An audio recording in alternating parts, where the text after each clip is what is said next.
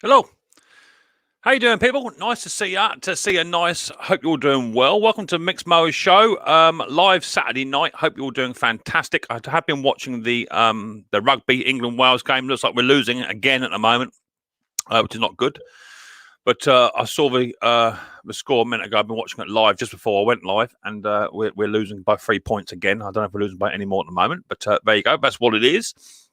How you doing? I'm doing relatively well. As you all know, Mrs. P is upstairs in bed. She is doing quite well now. Doing much better than what she was, which is good. So a couple more days to go, and we'll be allowed out, which will be fantastic. Me and Nana, Josh, and Riley have managed to dodge it because we're wearing gloves and all that sort of stuff, and spraying everything down and wearing masks and all that sort of stuff. So hopefully, fingers crossed. We'll be out and about again in no time at all. So, Mrs. P, if you're watching, she said she may pop in, and I haven't got a chat running yet, but she may say she'll pop in, and I may have to leave at any given time if Mrs. P needs absolutely anything at all. So, you may have to entertain yourselves whilst I go make Mrs. P a cup of coffee or whatever I've got to do. So, that's that. So, what sort of week have I been having? Not a bad week. As I say, I have been stuck within the house and fineries, and I've been down in the shed a couple of times, just mooching about the garden whilst the weather's been quite good. Been working on a few machines. You have seen I just released a video today with the vintage Atco Flymo that was seized, and I managed to get it turning, but has no spark. So I have done 2 other videos on that, so you have to wait see how that gets on. But I have pre-ordered a set of points and a new condenser for it to hopefully get to spark. But as I say, the videos will be coming out on those as and when. Did a good little video the other day on an Atco Balmoral. It's just down here, 17 electric start one. I used what I call my Mowers screwdriver, which Henry Mowers sent me for removing the big jet on the top. However, I lost all the audio in that video. I didn't have it plugged in correctly. Lost all the audio, so I had to ditch that one. But I do also have on the bench at the moment a 14S Balmoral as well, which was bought. I bought it about 2 weeks ago now. 2 weeks ago as used to cut lovely, no longer runs, and a carburetor. So I did drain the bowl out, and my carburetor is just full of water. So that carburetor's gonna have to come off anyway. So I will show you how this Mowers screwdriver works at some point when that comes up. What else I've been doing? Been getting a few other machines running. I have now finished my Hater 56. Which I took in. You saw a video just the other day. I took in a Hater 41 as part of a job lot. I managed to get that one up and running. That's when I did the carburetor, the cheap Amazon carburetor on. Did that. Got it all up and running. Got it all serviced up. And I sold that before we went into old isolation, like. And went to sell that mower, but then if a bloke turned up and said, "Can I do a deal with him against my 41 against his 56?" With a bit of money going his way. I wasn't really interested in that. I don't tend to deal in money like that. I like to just straight deals and bargains, you know. So anyway, after a couple of days, he got back to me and said, "How about doing a straight swap? Hater 41 for a Hater 56." He's just moved house into a smaller garden, and the Hater 56 is just too big for him. The Hater 56 all runs, nothing wrong with it at all. However, the paintwork was particularly dodgy on it. I didn't do a video on it; just got down and got dirty. Just got it done. That will be coming up in a video coming up soon. You better see what it finished up like, but it finished absolutely fantastic. I was using a new paint. I don't know where it might be over there somewhere now. I got a new paint from Spalding's Hater Green. If anyone does a spray paints on the haters, that's a really good paint to use. So I got that all done, and that looks like that's actually going to be selling. Whilst we've been in isolation, I think I've got about 4 or 5 mowers lined up to be sold for when we come out. I'm not having no one come around whilst we're isolating. It's just not the right thing to do. So I've got 4 or 5 sold, hopefully, which would be good. And then for my first purchase of the year, one of my purchases I like to buy is something for the house each year at the old money. So I'm going to be buying a new combi boiler for the house. But I'm going to treat myself first off to a brand new tool bench, what I want. 72-inch, I think it's something like a 20 drawer workbench set up. I'm going to get one of those in hopefully in the next couple of weeks. Get rid of my tower system and get rid of this last bit of a bench and just have a tool bench going through. So that's the idea. You'll see it all come up on the videos anyway. So I've been working on a Hater 56. I've been working on a Haterette as well, the 4-blade quad system like the Bush Hogs. Been working on one of those. I think that's sold as well. I've also been working on a Kawasaki Crowcast SK14, which you would have seen the service on that coming up. Also, a little Mountfield or McCall Star as well that came as part of the job lot. So those job lots that have come in, I'm starting to work my way through them. I have since then picked about another 2 job lots up as well. So I've got absolutely shed load of mowers, which is good. So I've been super busy. As of last week, I couldn't even get in the shed for mowers in bits and just stuff absolutely everywhere because just physically could not get in here. So I had a real good clear out just the other day and sort myself out. So that's all now good. Let me just turn my monetization on because we're asking for a review. So let me just get that done. And then I can get rid of that now. That should all go. That is my top chat, which will be there, which has all been caught up and frozen. So that's cool. So I've got 70 in the house. Absolutely fantastic. Don't know how many thumbs up I got or thumbs down. No idea. Give us a thumbs up if you're in the chat and you appreciate the channel and enjoy it. Give us a thumbs up on your way in or on your way out. If not, just give us a thumbs down. I don't really mind that thumbs down, but give us a thumbs up if you appreciate it. So who got in the house first of all? How many got in? We've got 67, 70 in the house after 6 minutes. That's fantastic. First in the house was Dick Small Engines. Oh, also, talked to Sparky earlier, and he was saying there's a problem with Free. Who my internet provider is with down here, and they're upgrading from 4G to 5G. And whilst they're doing that, they're reducing everybody down to like 2G or 1G. I don't know. So that looks like the problem why we have internet issues on my streams at the moment. I know that Snobby Scrap Picker, I was watching him just yesterday, and Snobby was also having some glitch issues, and he has exactly the same device as me. So it looks like it is linked to that. So hopefully it will cure itself in 2 or 3 weeks. That's the idea. So hopefully that's the thing. Dick Small Engines first in the house. How you doing, Dick? Catch up later on, mate. Thank you very much, Dick. Jason Hughes in the house. DNR Small Engine in the house. How you doing, buddy boy? Sparky Boy in the house. How you doing? Asking for thumbs up. Yeah, thumbs up, please. That'd be very nice indeed. Andrew Throne in the house. How you doing, Andrew Throne? Nice to see you, buddy boy. Hope you're doing well. Colin Kay in the house. So is Charles. How you doing, Charles? Nice to see you. Tinkling Taylor's also in the house. How you doing, Tinkling Taylor? That chat just jumped all on its own. I didn't even touch it. I might have lost a few people here. We'll see. Tinkling Taylor. Lawnmower Detective. Hello, everyone. I hope it's all safe and well. Yeah. Mowers and Blowers outdone. That's not Henry. That's the other fella, isn't it? How you doing, mate? Nice to see you. Thanks for coming in.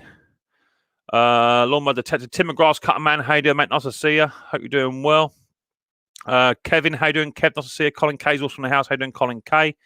Lawnmower Detective has chatted to everyone whilst eating donuts. Nice to see. Joseph Bell's retracted his comment. Hope you're doing well, buddy boy. Nice to see you. Mark Whiteley, Lawnmower Detective. Thank you very much for the prize last week. That's must be from Lawnmower Detective. No worries, that's fine. DNR Henry Morski, how you doing, Henry, mate? Nice to see you. I did catch it earlier on, mate. Good evening, all, says Joseph Bell. 2 thumbs down, not even started yet. Well, there you go. That's what I like. Lost seas at Soul. Ken Small Engines, how you doing, Ken? Nice to see you, buddy boy. Thanks for coming in. Mac 210, how you doing, mate? Nice to see you. Thanks for popping on in too. Hope you're doing well. Ken Small Engine, Tinkling Taylor. Nice to see you. Andrew Throne, Thomas Andrews in the house. How you doing, Thomas? Nice to see you, mate. Nice to see you. When you put your prize back up last week on Guess the Number. When you put your prize back up last week, guess number. Okay. If anyone's won a prize from me, you won't have had it yet because I haven't been out.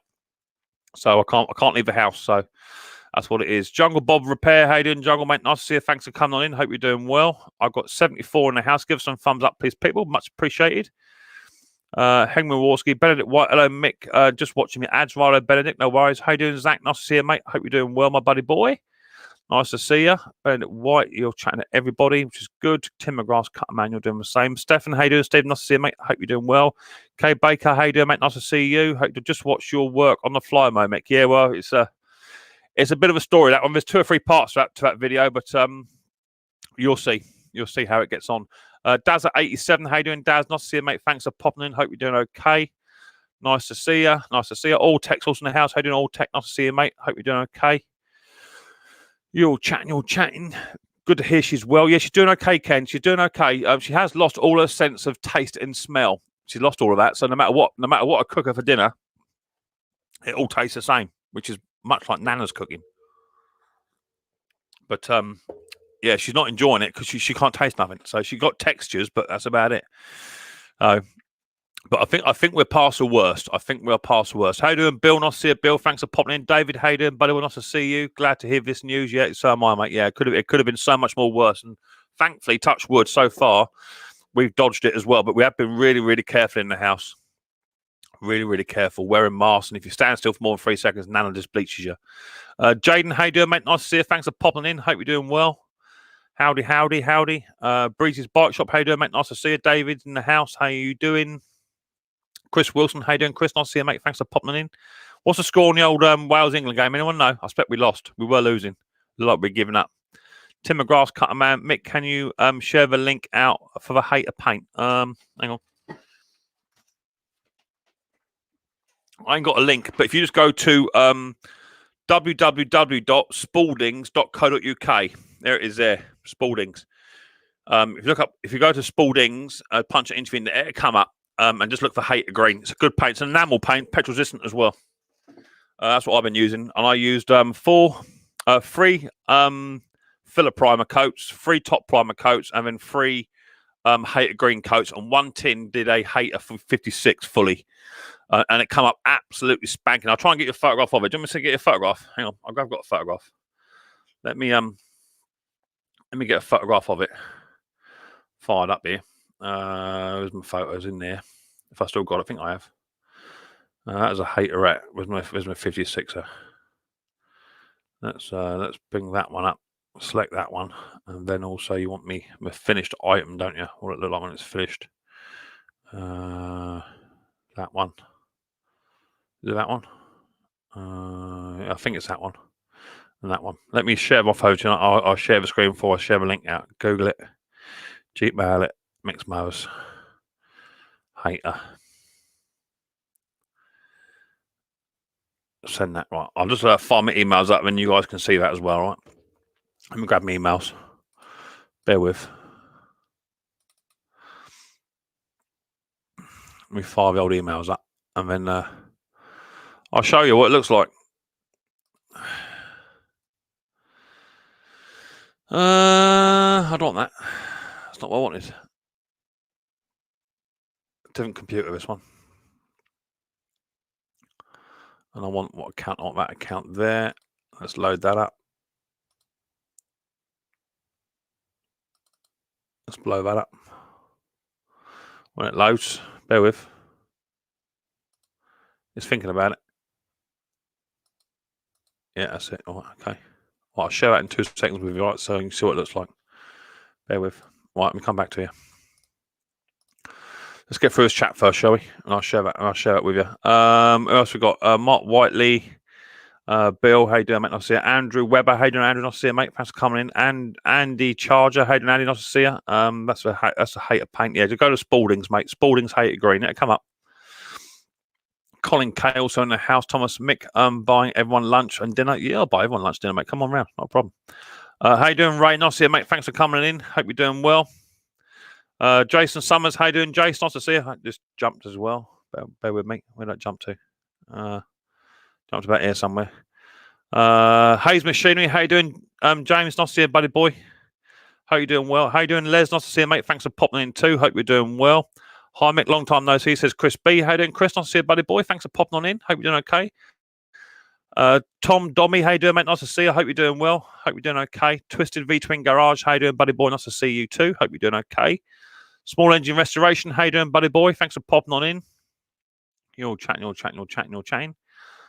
Conks in the house. 33.24. I left it at 24.27. That's a shame. Never mind. That's what happens when you keep giving away penalties, I suppose. That's what happens. I'm glad to pass prizes along. Yeah, me too. I love a prize. Andy Charger, I need to send you another question on my starter for my 48 again, Mick. It's still a bit ropey. Okay, mate. Yeah, no problems. Yeah, buzz me over an email or something, mate. No problem. Stephen Hayden, mate. Nice to see you. Thanks for popping on in. Okay, Baker, you're chatting.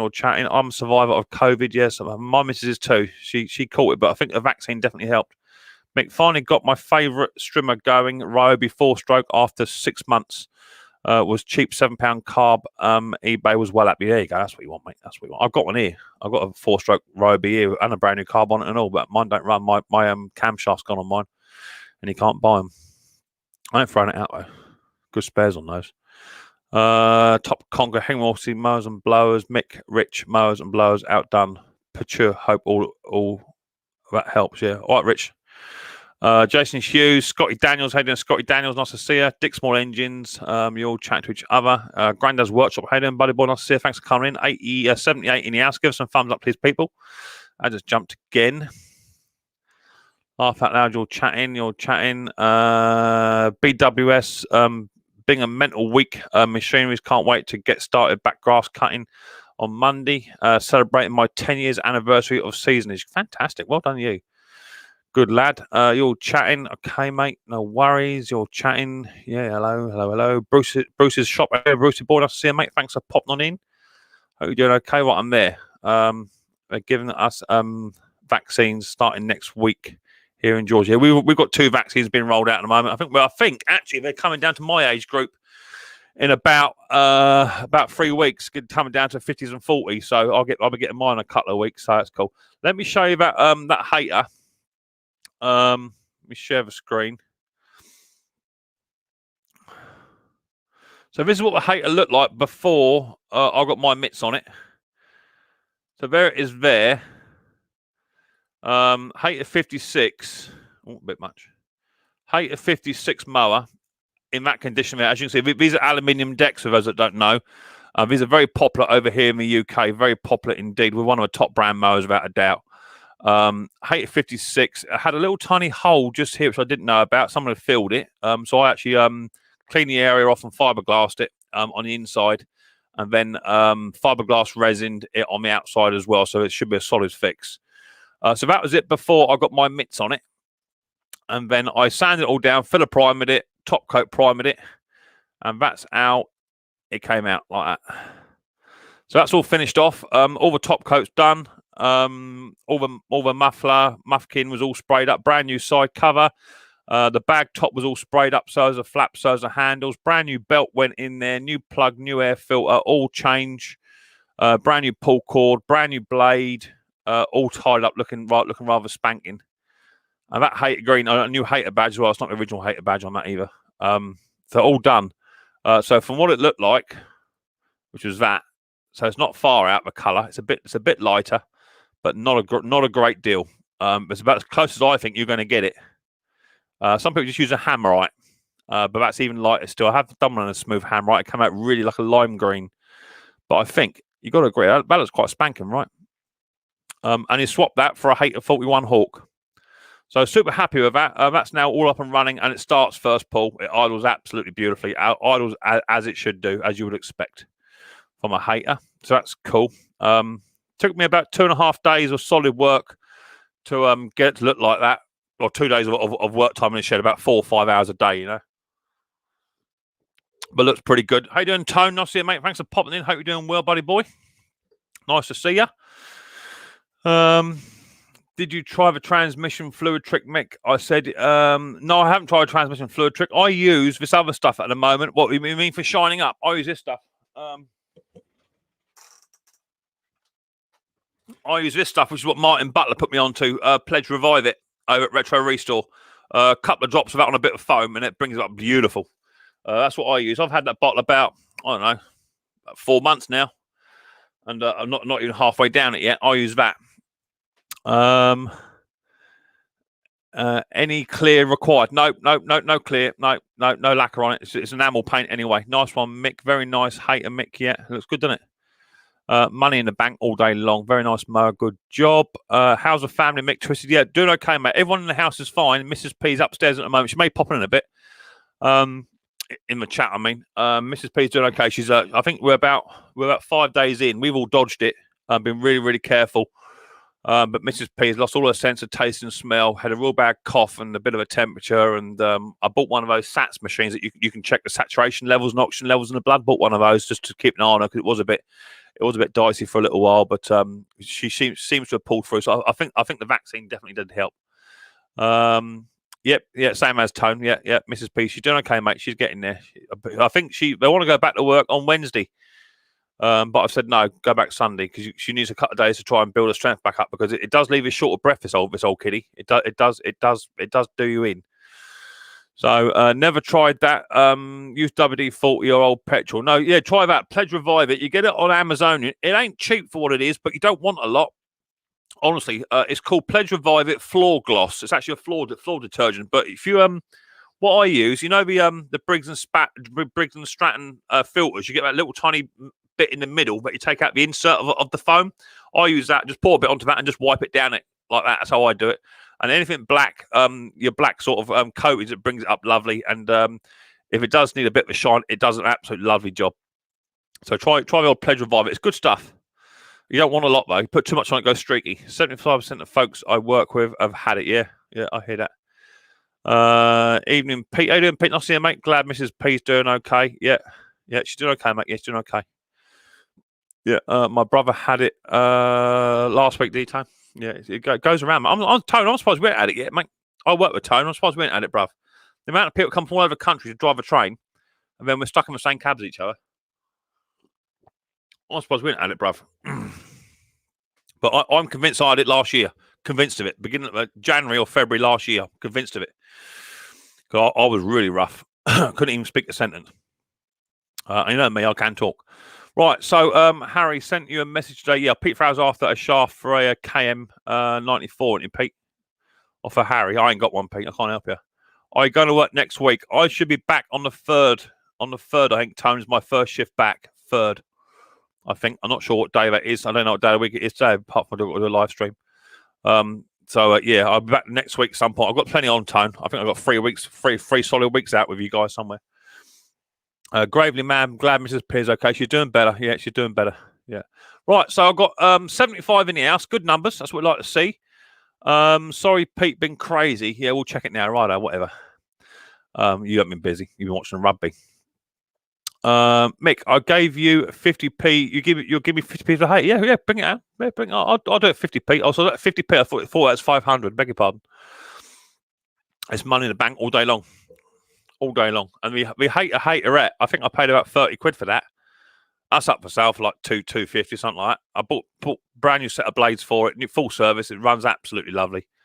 I have a YouTube channel. Please check me out. Wrenches and bolts. Yeah, no self promoting within the chat, mate. If you want to self promote, you can go to a grow stream, buddy. Well, I'm not a grow stream. People will check you out. If you come into the chat, and come up onto the panels or whatever, people will then check you out. You don't have to self publicize your channel here, buddy boy.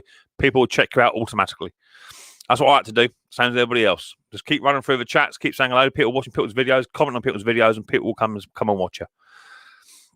DRL MSB445. Hey Mick, how do you, mate? Nice to see you. Thanks for popping in. Hope you're doing okay. Right, let's put a link out, shall we?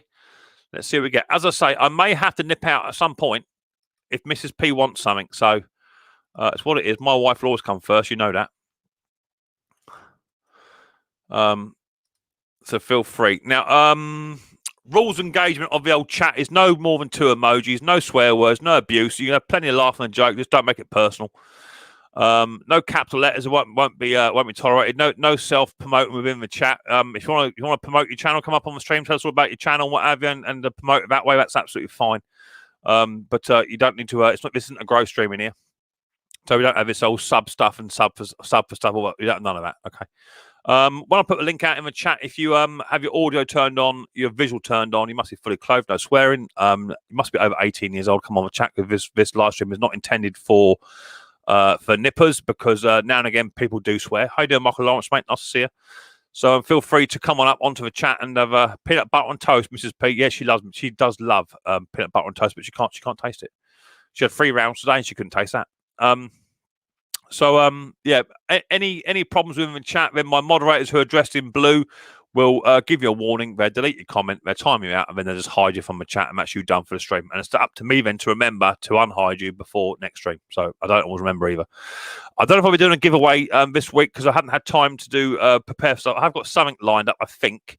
I'll have to look in my folders as and when we've got the stream running a bit better with people on the panel. I'll have a little look inside my folders, but I don't know if I've got any giveaway prizes or images, because I haven't really had time. I've been busy looking after Mrs. P. And of course, having Riley Boy as well. So I've been having Riley Boy look after Mrs. P and all that sort of good stuff. So it's what it is. Nice job. Nice job, says Wayne, on getting your Atco freed up, mate. Too bad there wasn't a spark. Yeah, well, I have done another video on it. I've got a new condenser and a set of points for it, so there are more videos coming out on that. However, I don't think it's going to be a goer. I think the bore is too far gone. In all honesty, I think the bore's had it, and there's quite a significant amount of rust within the bore and pitting. I think it's been sat in water for a little while. So the other, I've got another one here. I've got an Allen over here, which is the same sort of thing. Hopefully that will run. But what I'm looking at doing is my mates over at Hayes Machinery. They're sending me a little parcel, so look, keep your eye out for that. My old muckers over at Hayes. In fact, they did say, what did he say? My mate Jim's over at Hayes. He said, let's go and check him out. Where was that? Was that on Instagram? I think it was. Instagramo messages, love letters. Where was it? Yeah, that's the bit I wanted. Yeah, that's right. Yeah, I wanted some bits, and he actually had an old Flymo in a scrap heap, and they don't generally sell second-hand parts at all. So it's not something that you would normally come across from Hayes Machinery. They normally sell brand new parts with their dealer. So my mates over at Hayes Machinery have going to send me a little box of bits and pieces. I'm going to convert the Atco over to a Flymo, a Honda one instead. So don't forget, go and check out hayesmachinery.co.uk. They're an absolute super fantastic bunch of lads. I'm not being paid to say that. They are generally a super bunch of lads. They've got their own channel as well. Hi, Mrs. P. She come in the chat, is she? There she is. Hi, all. Hope you're all well. There's Mrs. P. There she is. Bless her heart. How you doing, baby? You okay? If you want a coffee, darling, just say coffee, and I'll come up and make one. This lot here can entertain themselves, baby. So, hope you're doing okay. There's my little wife, Mrs. P. There she is. Bless her heart. Conga, have you fit that crank yet? Hello, Mrs. P. I'm heading down to raid Hayes. Too late, mate. I've already been there. It's done. So yeah, my mates Hayes, they're sorting me out with some bits and pieces. A little box of bits and bobs. But yeah, go and check them out. hayesmachinery.co.uk. They are fantastic. As I say, I'm not being paid. That's a mail. That's Hayes. Hayes hat. I'm not being paid. I'm not sponsored or affiliated in any way, shape, or form. It's a genuine bunch of lads just trying to help people out, which is cool.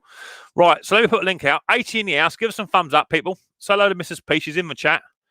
And Mrs. P, if you want a coffee, just say so, sweetheart. I'll come up and make one for you. All right.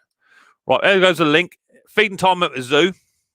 I'll all come rushing forward and try and get in. Don't forget, your camera must be on. Audio must be on.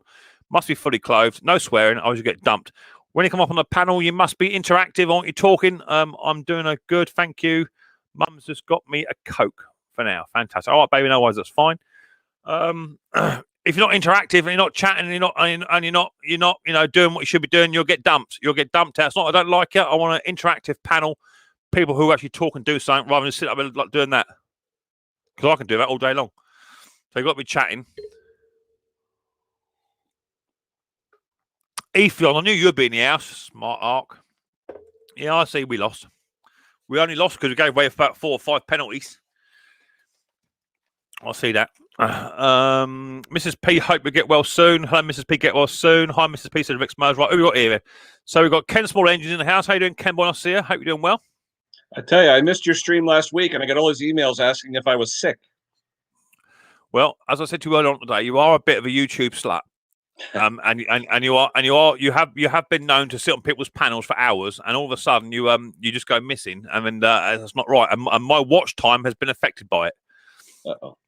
That was actually an oil change on the wife's truck. That's what that was.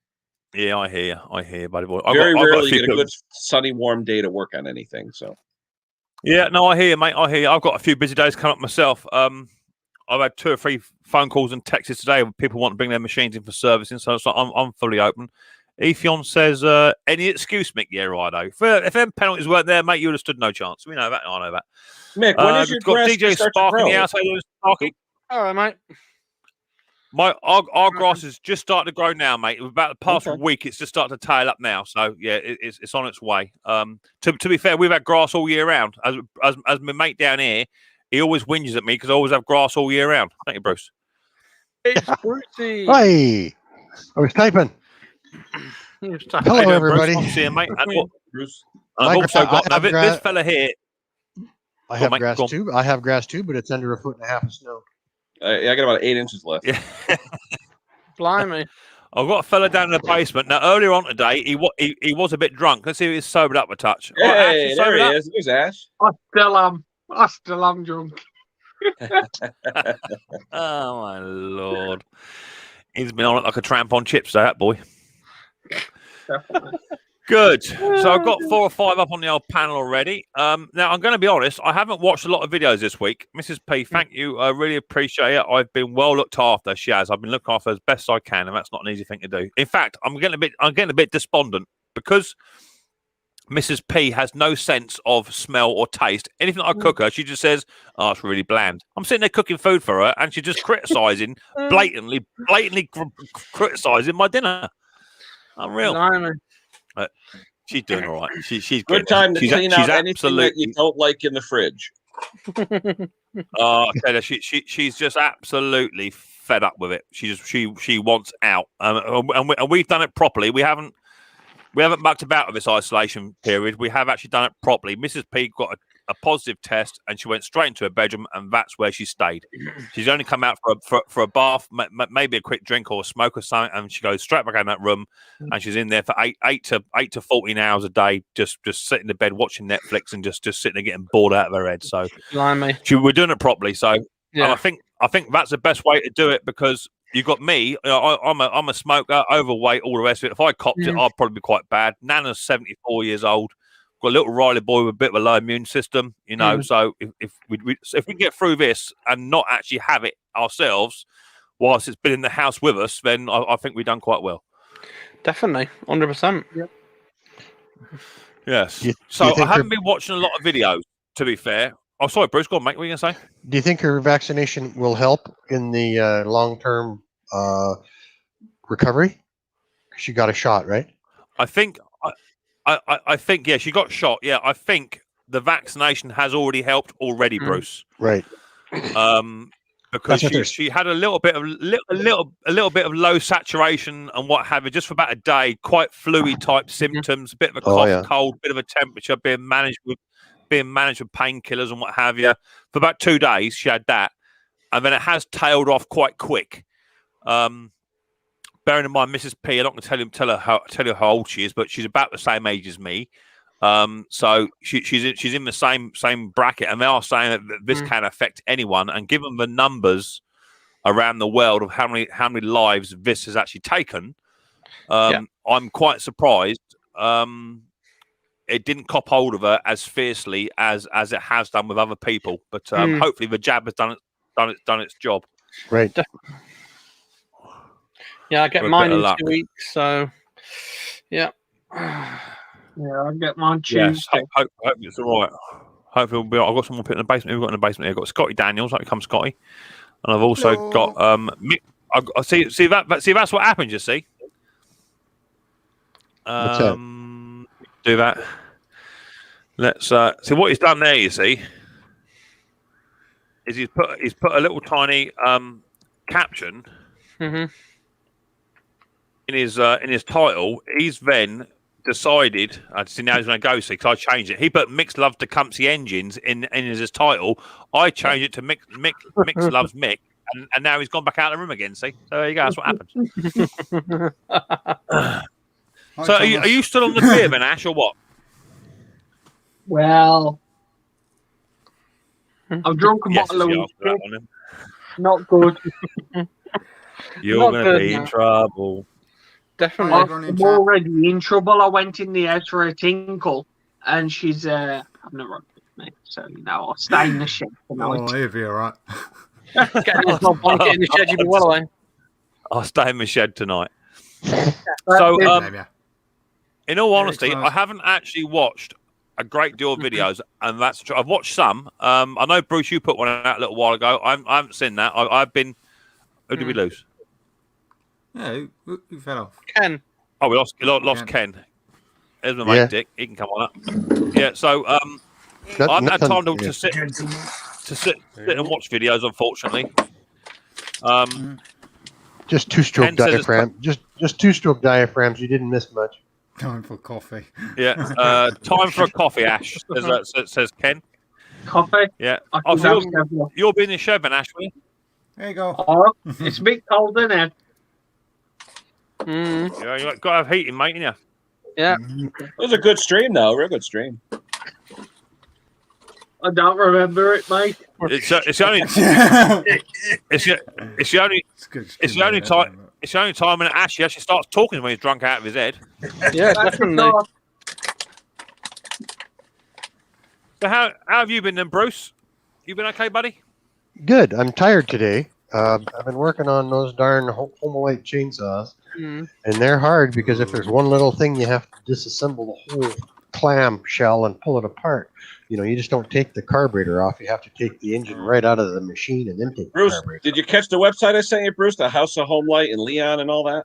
Yes, I did, and I've actually been working with. I've been using Leon's advice because he's Phenomenal videos. Great channel. all he does. Man, he's got Homelights everywhere. I'm Homelight telling you, saws he's a everywhere. guy.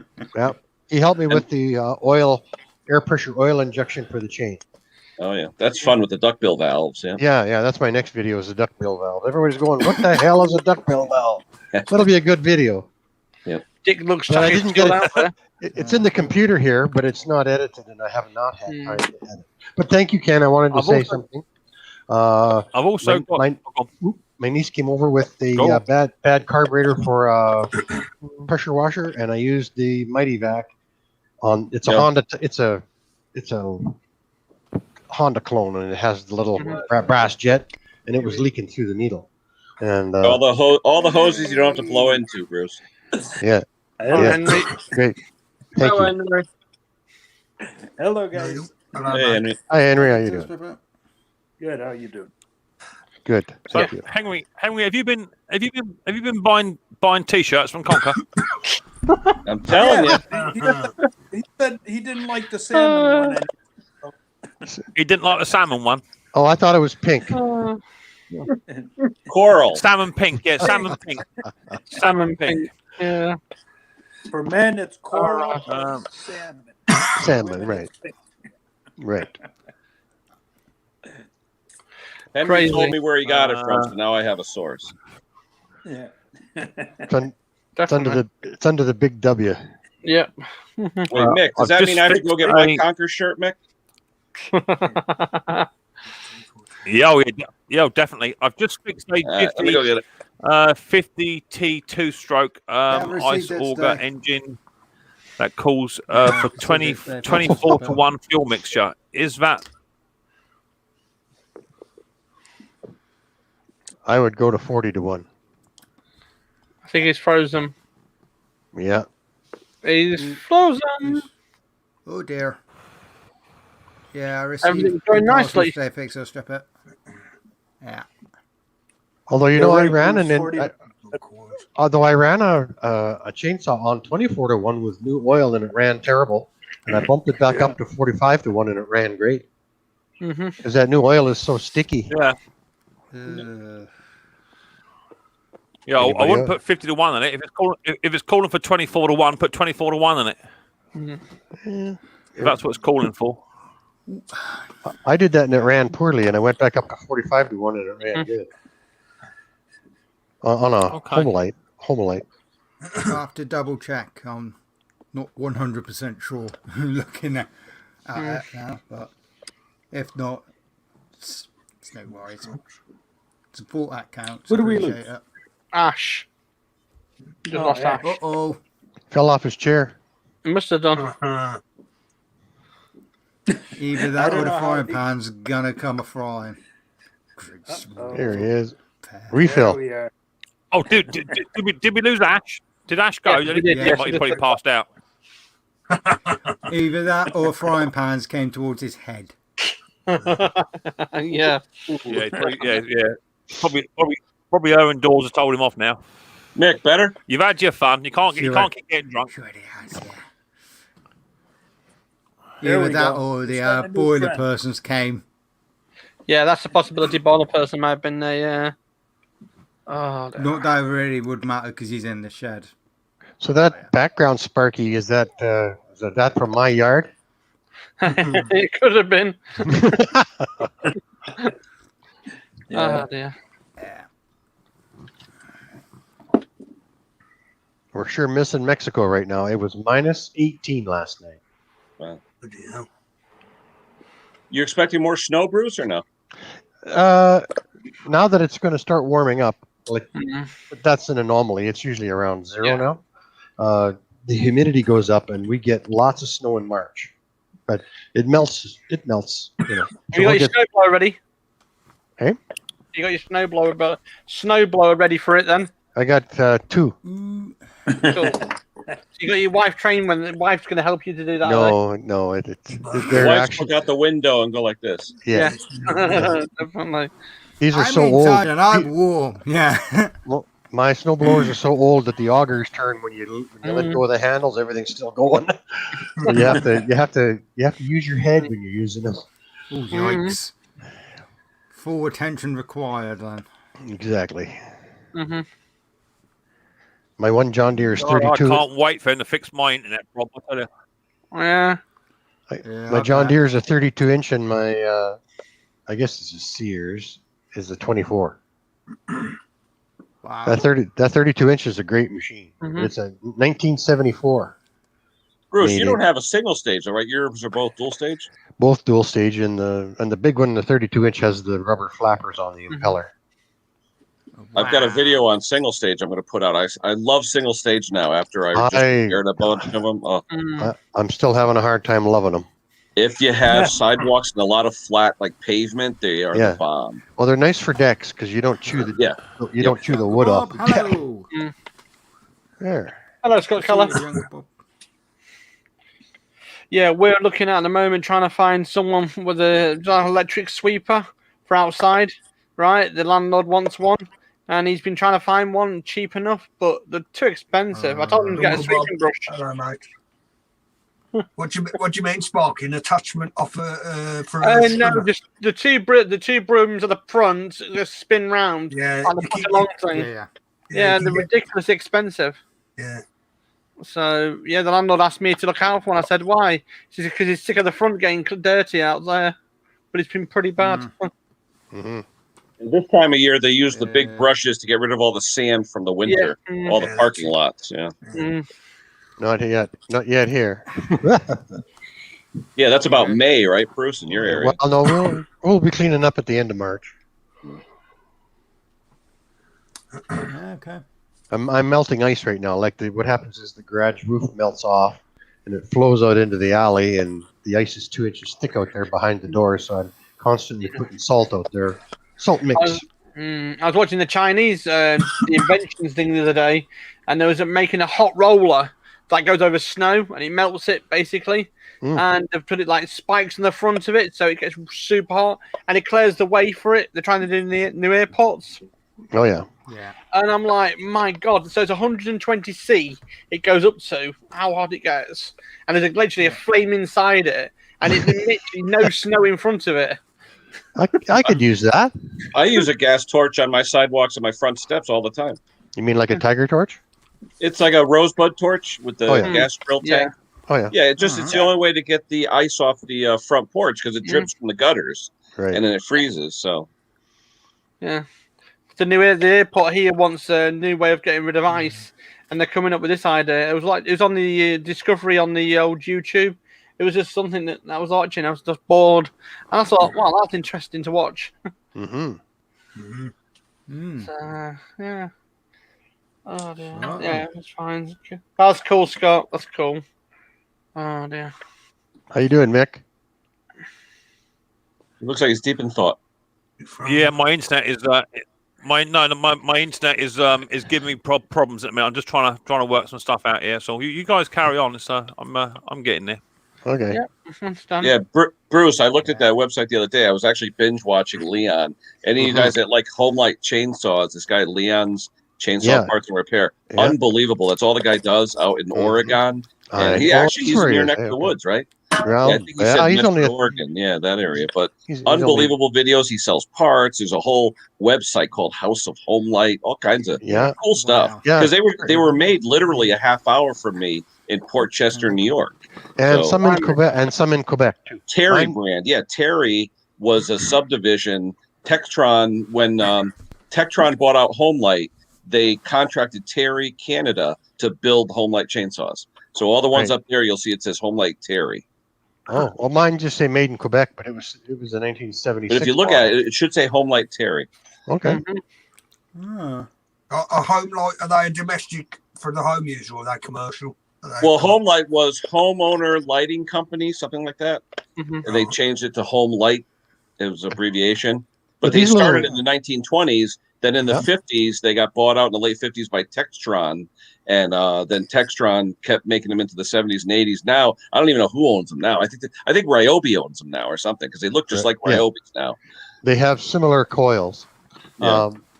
The Home Light that came out in the late 70s, it was a lot of commercial guys used them because they were light. Mm-hmm. Oh, the XLs are wonderful. I've had hundreds of those over the years. So. Yeah. Yep.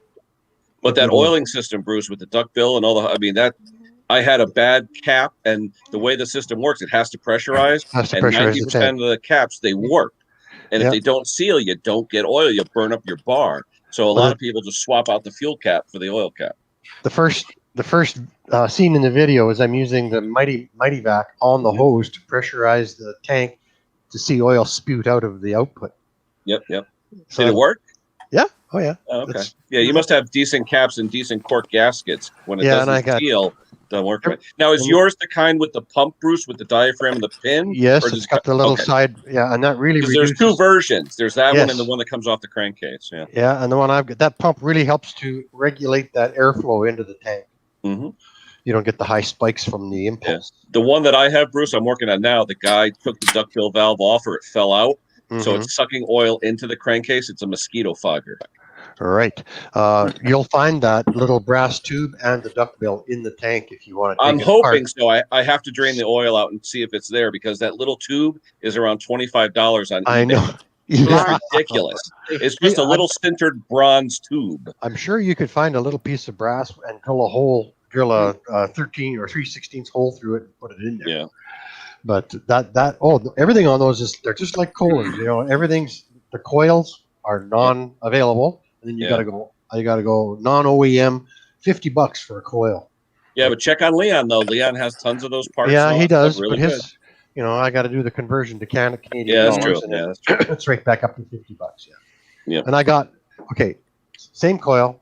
I can get one on Sunday, tomorrow for $50, or I can pay $26 and wait a month. Same coil. Same coil.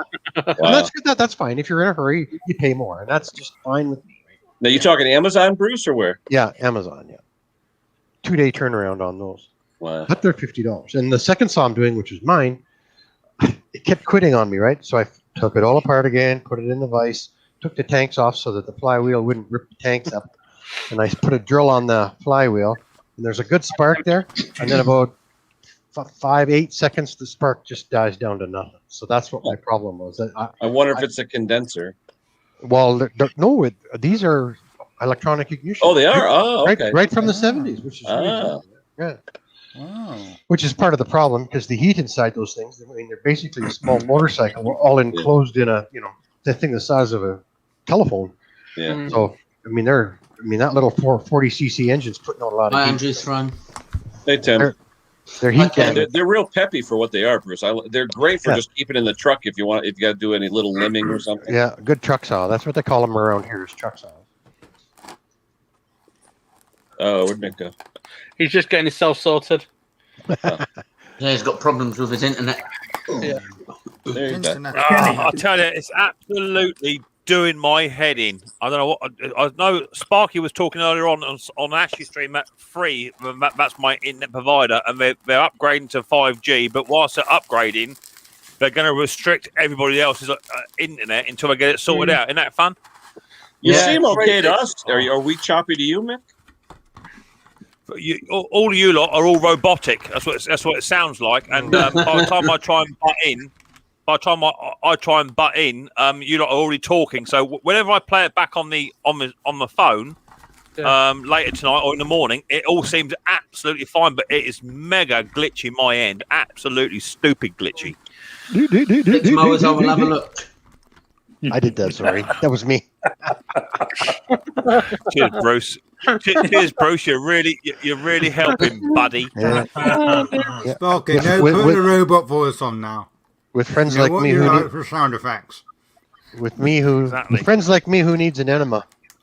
Oh, not me. No, thank you. I asked Mrs. P if she was up for a bed bath. She wasn't up for it. Oh. No. Apparently, Sparky did say that you can do an update. I went on into my settings last week and looked for updates. I managed to update it once, but that was all it was asking for. So Yeah. it wasn't asking for anything else. You don't sound too bad now. You don't sound too bad now. No, it's good morning. Don't move. You sound good, but like you said, you probably have that time lag, Nick. Yeah. Yeah, it's weird. Evening, Micks Mowers. How you doing, Snobby, mate? Nice to see you. I know that Snobby's just come in the chat. He had problems last night too. He was as glitchy as buggery. And from what they're saying, it's this 5G internet they're boosting up to, getting ready for it, and they're just restricting everybody that's on free. So I did watch Snobby last night, and he was glitchy, and we've both got the same internet system. So maybe that's the thing. I'm not quite sure. But anyway, so what have you been up to then, Bruce? You been up to much, buddy boy? I actually left the house for the first time in 2 weeks yesterday. Mrs. P, my Mrs. P does all the shopping, and I had pneumonia a few years ago. She doesn't want me to catch anything, right? And so she's been doing all of the running around and buying. But I had to go to our Harbor Freight, which is Princess Auto, and I had to go there. They had carburetor spray on for $4 a can. It's the big can, right? Big can. And I bought 6 cans of that. Is that carburetor spray or is that WD-40 spray? That's carburetor spray. And I've got this weird rash on my hand. All right, but that's going on. It's probably because you put your hand in your wallet too many times in one day, Bruce. Yeah, and I bought and my $20 toolbox is now a $35 toolbox because I bought a lock and a stay for the lid. Oh, Brucey boy! If you want to talk about toolboxes, toolbox. Here we go. He's going to show Here we go. His new one out. Oh, come on! You know what I've been working out of. So this is what I'm getting. Hopefully, in a couple of weeks. Is it Snap-on? Did you order that from Amazonia? No. It ain't a Snap-on. What do you got? Halfords? Oh, that's beautiful. Oh, that's nice. That'll. I'll definitely do the job. Holy cow! It would probably fall over if you did that with tools in it. That's actually quite cheap. That on Amazonian, you can get that for, and I think it's reasonable. £699, £700 for that. Is it flat packed? which I think is quite reasonable. So that is for a big box like that. That's all right. Nick, is that ball bearing guides? I've got to find out. There are several you can buy. They do a stainless steel one, which is about another £100. And to me, I'd it go looks for the more like stainless something just you for would the buy. worktop. Oh, you would do. You're just a tart. They do a stainless one. Stainless is expensive. I know here anyway. But you can put other boxes on top of that. Eh? Yeah. Ooh, I like the stainless. I don't know if I like the wood though. I'd rather have the stainless top. Yeah, well, you can. There you go. You see, if they did the wood on the black, I'd have the black with the wood, but I don't. No, well, you can butcher a deer up on top of that.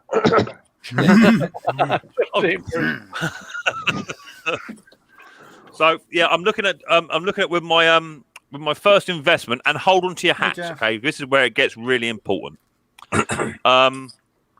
I'm going to be buying. There's a company in the UK where you can buy the foam. You tell them what your measurements of your drawers are, and then they will cut it for you. Got hats, put the foam, and you plonk the foam in, and then you just draw around your tools. So all my tools eventually will be laid out.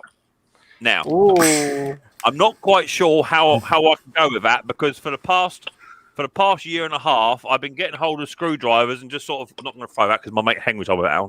I've just been throwing them, you know. But I think I have finally gotten to a stage in my little hobby I do where I do need stuff laid out relatively well because different machines are coming in and what have you. So I'm going to go down the road of getting that workbench in first, and then I'm going to foam it, and I'm going to have see how my tools lay out, and then possibly foam it right out so that it looks nice. But hopefully, that's the idea anyway. But it may all go to rat's poo and just not do it at all. We'll see how we get on. Nick, we have that system at work because when we make the blades for the aircraft, we can't have misplaced tools. So at the end of the day, you look, it's called tool control, and you can see all the different boxes on the wall. Every tool is in its place. That's what's nice. They cut it out with a hot wire knife to the exact shape of the tool, so everything has a place. If there's an empty spot, you got a missing tool. You're missing tool, and we've had them end up in parts before. It has happened. Or in a lunchbox. Yeah. They actually had the same system in the prison I used to visit to as well, Ken. Every tool had a place, and you weren't allowed out of the room until the chisels were given back. No kidding. Make a shank. Yeah. Dig your way out. Well, good for you, Mick. That's a beautiful that's a theory. What do you think? What do you think, Bruce? £700 for that? You know, I think that's a fair price. £700 for that. Yeah. It is. Yeah. And I just use the anti-skid little. It's on a roll, and you just cut it off, and stick it in there. And it just the mats. It just keeps the tools from rolling around. I think it's well worth it for that price. It keeps it quiet. If you look at the price of the snap-on ones, I mean, it's like a mortgage. Yeah, it's a fifth of the price of a snap-on. Definitely. They do another one. They do another one which I was looking at. But to be fair, how I actually work within my tool in my shed. Let me get you the other version. I was watching a bloke. He's doing a video on one. And it's more of a mechanics. Something like that. Which I didn't want. Let me show you that one because it means you have to stand up all the time, and I'm not into standing up. Right? Have I gone large yet or not? Have you? Yeah. Oh yeah. No. That's quite tall. Yeah. That's. Now you see. Now you see. For me, mine stacked like that, but how I work, I work on my stool. And if I want to have a tool, I just spin around, grab it, come back, and it's there. Whereas if I have it up here, I'm gonna have to stand up, and that's time wasted. Yeah, but that's for the tools that you don't use that often, though. You know what I'm saying? The upper ones are for the tools you don't really use. If you're working on a Tecumseh lawnmower, you need every single tool out of the box that you have. So there's no getting around it, right? Well. Like Bruce and I do, since we know how to work on Tecumsehs, we just pull out what we need. How about this? A 7/16 and a 20 mil gauge. That's all you need. Don't forget, Bruce, you need your red pliers and stuff like that. You know what I mean? Yeah, there you go. Even you know what? I washed my dirty clothes today, and I was even in the coveralls with the sleeves, which I never wear. I was going through the pockets on that thing looking for those. I think they're out in the alley. They're out in the alley under the. Just let you know, Bruce, your name was mud in my shop all week because twice I lost my long-handled red pair of snips. I couldn't find them for love nor money. I found them now. They were up here. Yeah. In fact, your ears should have been burning for about 3 days solid. Well, they were ringing. That's worrying because I've got red-handled long-nosed pliers. They might go missing now. All over the world. If I get this little tool bench in, it does two things. Because I don't have the height that like you have in your shop, Bruce, where you can hang stuff on the wall. I don't have that luxury. So if I've got this 72 or 74 inch long workbench in, I've got 15 drawers. Which will take all of my tools in and leave some spare. And I also get a worktop as well. Right. Yeah. So I get the best out of both worlds. If I have a stack system, I don't think I'll even get it in. And if I do, I won't be able to open the top box. So I thought if I go for a lower system, and in the future, if I decide I want to go a bit more, I can put some intermediate boxes on top of that. You know, I think it'll be enough. I think it'll be enough. No, I'm quite looking forward. I'm quite looking forward to. I saw some videos on how to cut your tools out on the foam, and it's quite therapeutic. I can just see me getting it wrong and throwing it across the garden. That's going to happen in one of the videos. Oh, yeah. Yeah, make sure you make a video of that because that'll be entertaining. Definitely. Oh yeah, trust me. Trust me. Yeah, it'll be a video fail. In fact, I'll probably come out of the shed and I'll be super glued to foam or something like that. That's going to happen. Yeah. That sounds like me, and I'm building workbench. I just thought I've got this spanking Halford's professional set, and it is a professional set. I've barely even touched it because I'm working out of my little tiny toolbox, and my tools are just there close and handy to have, rather than me having to get up to use my nice set. So if I put my nice set in the front main drawer, I'm going to use them all the time. So that's the idea of it. Sounds good. I have never sat down for work since I started as an equipment installer when I was 20. But now that I'm getting up there, I think I'm starting to think about. I have a nice chair downstairs. I'm thinking of taking it up and sitting in it.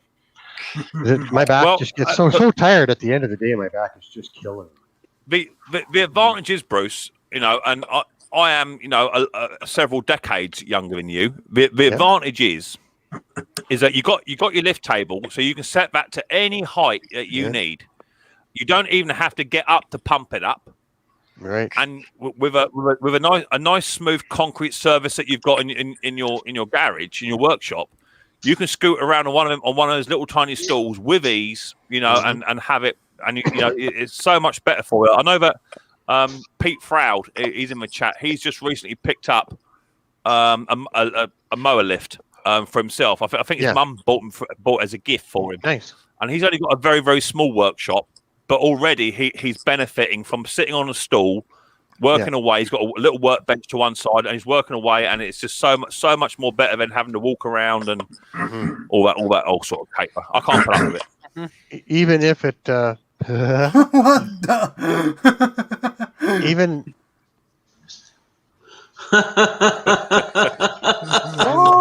Snow shovel. Poor man's snowblower. I like that. But even if I'm on a stool and I have to stand up to get a socket or something, it's good to move around a little bit. But I got to start sitting down.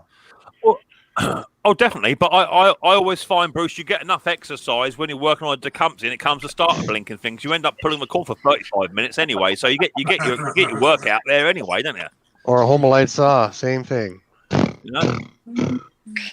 I've got to work on I've got a chainsaw here to do down here. I've got a Mac Cat 380. Oh no, it's a Mac Cat. It could be a 380. The bloke wants to look at that for him, and he thinks that it was his dad's. It's got a bit of sentimental attached to it. I can get it to fire. I just can't get it to run. It will not run. There you go. So I'm going to pull the exhaust port out and have a look at that. Are the fuel lines in the right spot? But that means I've got. It's priming like an absolute champion. Absolutely beautiful. New diaphragm in there. Everything. It's as it should be. I just cannot get it to. It revs up high and then just bangs straight down. As soon as you hit the gas, sounds like an air leak. Seal. You got to get the Mighty Vac and do the air and pressure tests. Yeah, maybe. I'm going to do a port first, but it means I've got to strip all the casing down. That's going to take 3 hours. Just a quick tip. I've got one.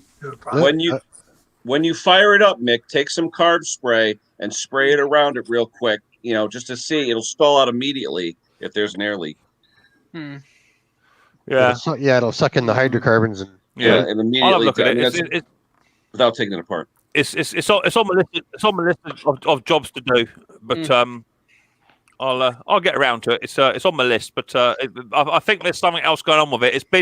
It's been sat in a shed for years. The chain's on back to front when I got it, so that's telling me already that if somebody has put a chain on a chainsaw back to front, but don't know what they're doing with a chainsaw, so that could link to not mixing the fuel right, which could link to other issues. Do you know what I mean? Yeah, have a look. And they were actually known; those were known for bad coils too, Mick. The coils, sometimes if you don't have a crisp blue spark, it won't run right. It's been diddled. But the problem is, I can't test the spark on it properly up against the engine because it's surrounded by plastic. So I need to strip it all down. Just to get to it. Take the plug out and put a drill on the recoil. Get a 2-foot long speed connector on each end and ground somewhere on the saw, and then hook it to the plug. There's nowhere metal on it, Bruce. It is solidly cased in plastic. Blimey. I thought there might be a screw or a carburetor or something. Take off the recoil. If you take off the recoil, you could use one of the fins underneath with a micro clip, and you could clip to one of the fins. Yeah. I'll figure it out. I'm not giving up on it. It was his dad, so he wants it back. But I've got the other one working for him. That one I got going lovely. But this one, it's just it probably has. It's not having it. And the like problem anything is else, a good problem. Three problems. There's going to have three problems with it, right? Whenever you get something that's been handy-dandied by somebody who doesn't know what they're doing, you're going to have three problems with it. You're going to find a coil. You're going to find a thingamajig, and maybe the I don't know. Who knows, right? Carburetor hose, tubing. It's just. Well, the thing is, it's got a Zama carb on it. I've already had brand new genuine Zama diaphragm gasket in there, so you're talking £17-18 for that already. I've already had the carburetor apart twice, and I've sort of said to him, as much as you love this saw, it's going to cost you a few hours labour here because we've gone so far down the road, it's still not running, and you're still looking at another 2 to 3 hours of inspection work, try and get it to run. So before long, as much as it's daddy's saw and you want it back running, you're going to put your hand in your pocket. Mm-hmm. How far do you go before you? I mean, come on, it's a Mac 10 saw, a Mac Cat. It ain't a still Husqvarna. It's worth $100. It's worth $110. It's worth $110 on a good day. Yeah. A real good day. I don't think it's even worth. I think it's worth about 50. I think it's worth about 50 Brucey bucks. That's about it. Canadian dollars, yeah. Brand new. They're going for less than that over here. They can be hard to work on. Again, Dick. I said brand new. Mary had a little lamb. What was that? Lower London Bridge is falling down. That's your phone. A little loud, I think. So I've got that to go on, and I've also got a load of spares in this week. In fact, I only ordered these yesterday. I was well happy with this. We've got a company over here called Garden Hire Spares. I only ordered it yesterday. They give me two belts. Well, I haven't given me out to pay for them. 2 new belts for the Balmoral. Oh. A couple of pink gears, which are your intermediate gears. A big white gear, and a new piston.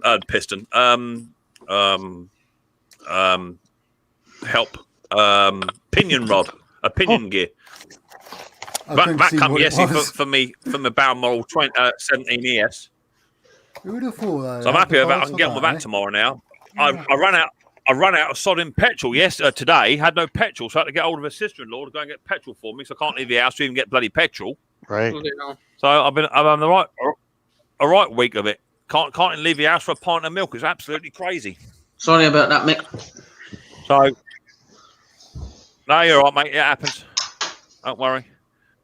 So at the moment, I've got lots of things planned. I've got a woman's just texted me to say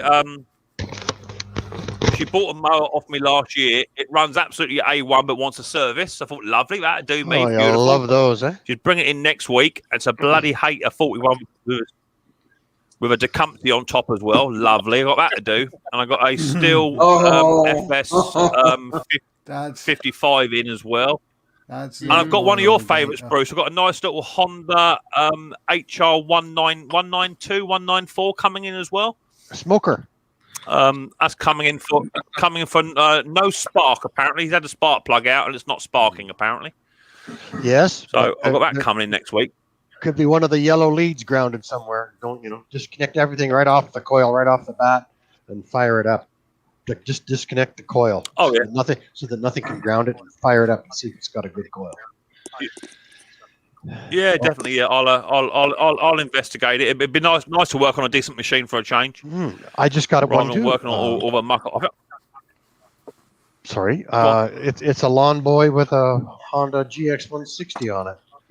And it runs. All I got to Oh, do nice. is do a tune up, a blade sharpen, and an oil change. And it runs. Okay. Won't that be nice after fighting chainsaws for 3 weeks? I've got in a nice little Honda Allen hover mower coming. It's got a broken deck on it, so I thought I'd just buy a new deck for that and push that out. But I've got another fly mower that needs a bit of work. I've got a Honda engine in the store, so I may convert that onto a fly mower. But you can't do a straight conversion. You have to have the vacuum pump on the side and what have you, so it goes to 45-degree angles. Right. So I'm gonna do a conversion on a Honda to get that to work. So that should be all right. I've got loads to do. But at the moment, with Mrs. P being away, she is, and having to look after Riley Ball on top of that, it's I can nip in here for half an hour, do a quick half an hour oil change, and go back indoors again, clean up, give Mrs. P a lunch, and go back another 10 minutes. And Riley wants me, and oh my lord! Yeah, of course. I liked your Flymo video with the seized engine. That was interesting today. The Flymo with the seized engine. Yeah, so the Atco, it's not a very well puppy, to be fair. I ended up whacking it with a hammer, just a soft blow hammer, to try and get that piston to move. But there's a significant amount of rust and pitting in the bore, and I don't think it's a very happy puppy at all. And to get new rings for that is going to be like hen's teeth. Yeah, I don't think I can hone the bore out anymore. So it may be just a cut you loss and stick a Honda on it. We'll see how we get on with it. But that's the one. Huh? I've gone quite a way. I've got a new set of points in there, and a new condenser in there, and what have you. So it's doing everything it should do. I've had it fire off a carb spray, but it just blankly refuses to run off its own back. It will not start off its own back. Right. So no compression. It is what it is. No compression. Oh no! Well, it feels like there's plenty of compression there, but don't forget, if the bore is particularly damaged, it could be rubbing against the bore as well, which is giving you the impression there's compression there. However, my compression testing kit has gone for a Burton because I tested 2 machines last week or week before, and it gave me a reduction in compression on both machines. So I tested it on a working machine, which I know the compression to be good. And it gave me a drop in compression again. So my compression testing kit is now US. Oh well, I had a problem with mine too, and I just changed the little Schrader valve in the end of the hose. I see that. I see you do that. Yeah. You got to make sure you have the right Schrader valve. I don't know if I've got a spare valve to mine. It came with a probe on the same box. Yeah, one for a car tire won't work. They're too high a rating, eh? Yeah, exactly. They're all white instead of a blue or something like that. Yeah, different colors: red, white, blue, black. I've got it here. Thanks I don't think it come with any. No, it didn't. No, it didn't come with no extra goodies. Yeah, all the O-rings look good. They're not damaged or nothing. So I'll give it a test on something else. Maybe move some O-rings over. But use your compressor. I don't know, maybe there's a bit of dirt in there, a bit of carburetor clean or something. Yeah. I'll have a look, but it kept giving me false readings. So that's crazy. I know they do a good one on the Garden Hire Spares site, about 40 quid. I might go and buy that instead. Yeah, I don't. And mine is a cheap one, and when it dies, I'm gonna think nothing of getting a good one because I use it all the time. It's like my minivac or micro. Yeah, I hear you. Back in the minivan. Yeah. Mighty vac. I have a LT 1000 Craftsman bought in 2020. Started using oil. Put the Scarifier 132 engine treatment, and it stopped the use of the oil. Stopped the oil. Cool. Why not? Whatever works. Gallon over here. Whatever works. Exactly that. Yeah, whatever works. Exactly that. So whatever works. Put some Vaseline around your ring, says Jeff. Jeff says I've got to put some Vaseline around my ring. That's how I get in trouble, Jeff. Okay, we got to get a female on this show so they'll clean things up. I don't know what sort of workshop you work in, Jeff, but I don't have Vaseline in my workshop. I'm sorry, mate. It's just not something I carry in stock. So anyway, how's your lawnmower running? Changing the subject. Never mind my lawnmower. I've got Vaseline around my ring. Don't worry about that. Great balls of fire. My lord. I have a toolbox with drawers. What's Josh says? Josh says, I've got a toolbox with drawers. I picked it up and I bent the key, hit the key with a hammer and put it back in the shape. Yeah, well, I should probably just leave my keys out because I know what'll happen with me. I'll end up locking them, then losing them, or Riley boy will put them somewhere else. I'm not into that. I know what he's like. I'll give you a tip. If you ever snap a key in a lock, well, it took you a long time to respond, AJP. Blimey. Yeah. If you ever snap a key in the lock, I think it did more than just use melt a glue stick and stick it in the hole, and then let it go cold, and then pull the key out. Yeah. That's a good tip, basically. Unless it's snapped in the on position, though. Right. And you can order a new key just by the number on the lock. Yeah, you can do on the lock, but it doesn't matter. I've had it a few times like that. But none of that worked for me. I had to go get a lock set. My wife did that with her brother's car years ago. She snapped off the lock. The brother came back from vacation. Said, "What's this extra key on my key ring?" It's your new key. Well, he tried to open the door. It wouldn't work. Like, right.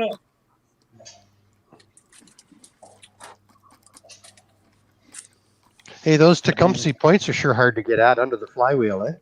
Oh yeah, under that little pan cover. And when you set them, you don't really know if it's a 20 thousandths or 10 thousandths or 0 thousandths. You don't really know. You don't really know. I still struggle with it. I still do it by eye, Bruce. To be honest with you, because how do you see it?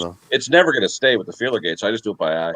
But you have to kind of put it all together before you tighten it up, and your timing too.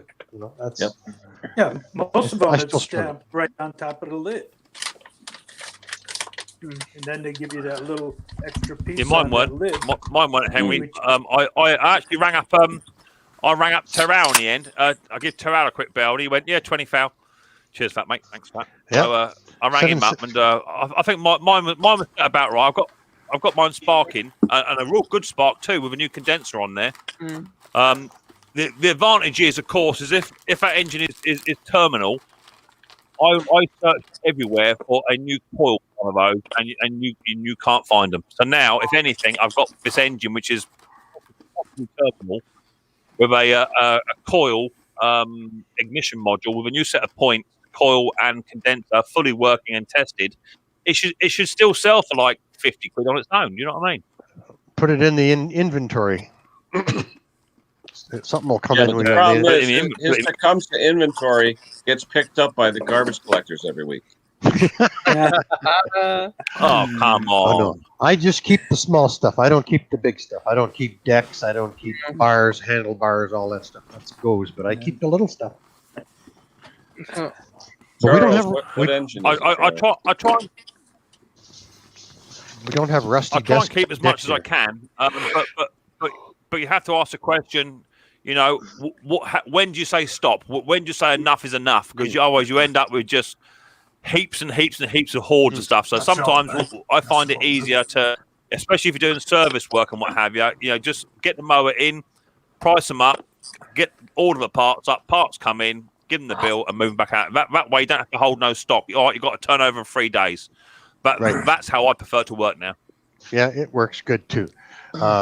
What I do with my stuff now is if I get another piece of used, like a used carburetor, I'll put that in my stock and I'll throw out the worst one.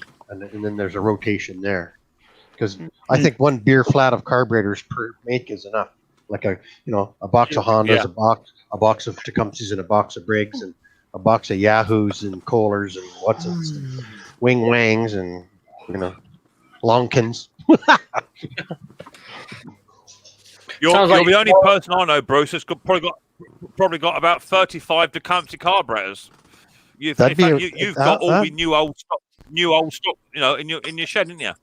And that's not counting some of the weird ones, like the square ones that look like a lawn boy. But they're not. They're not. Yeah. Those are good ones to have. Somebody brings in a beater and they ran it into a deck post and they've broken it. Hey, I got one. But you have to use your imagination because you're not going to get parts for the inside.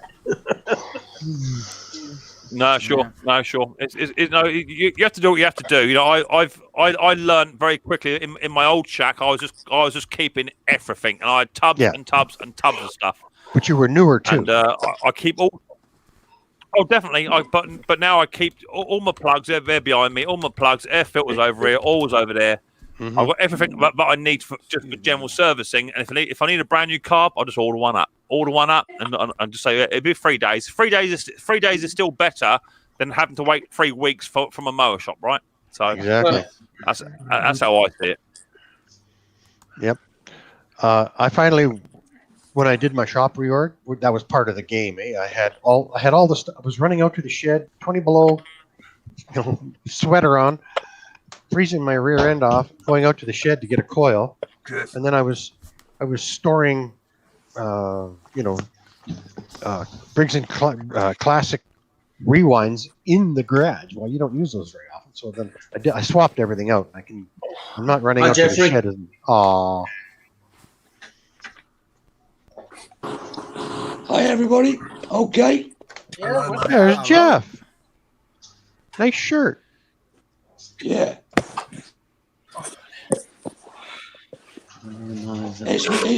It's my logging shirt. Logging shirt.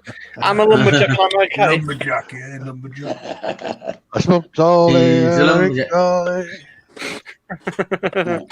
Dressed in ladies' panties and a son runs around in bars. Bruce, don't go there. Don't go there. I was going to say the same thing. Bruce, that's my past life. Okay, let's go. You brought it up. I just with a shirt. Oh my lord! And now it starts. You see, now it starts. Oh, the channel's gone down south. Well, How you doing, Jeff? Yeah. I'm not bad at all, Mick. How are you? How's the family? Let me just pause, William, because he likes to show me what noise you're doing. Yeah, we're doing okay, mate. We're doing okay. We just, I think we're down to what's the old COVID thing say now? We're up to. He said 4. Let's have a look here. 4 days left. I think it's 4 days, isn't it? I think. Yeah. COVID. On AJP yeah, 4 days left to go. Yeah, another 4 days left to go. When you we're get chance, over Mick, halfway, apparently. Mick, when you get a chance, give Riley Ball a big hug from me, will you? When you get a chance. I will do. He's been having lots of daddy hugs. He's absolutely itching to get to his mum. I bet he is. Yeah, I think two days ago. 2 days ago, he was really, really missing mum. So I put a mask on him and a pair of gloves and what have you, and it was all sanitized up. And he went and gave his mum a quick little hug, which Mrs. P really enjoyed. We just can't take the risk. So he knows mummy's got the germies. That's what I told him. Oh yeah. So he knows that, and he goes as far as the bedroom door threshold. That's as far as he's allowed to go. It still don't understand, Mick, though, does it? He still don't understand.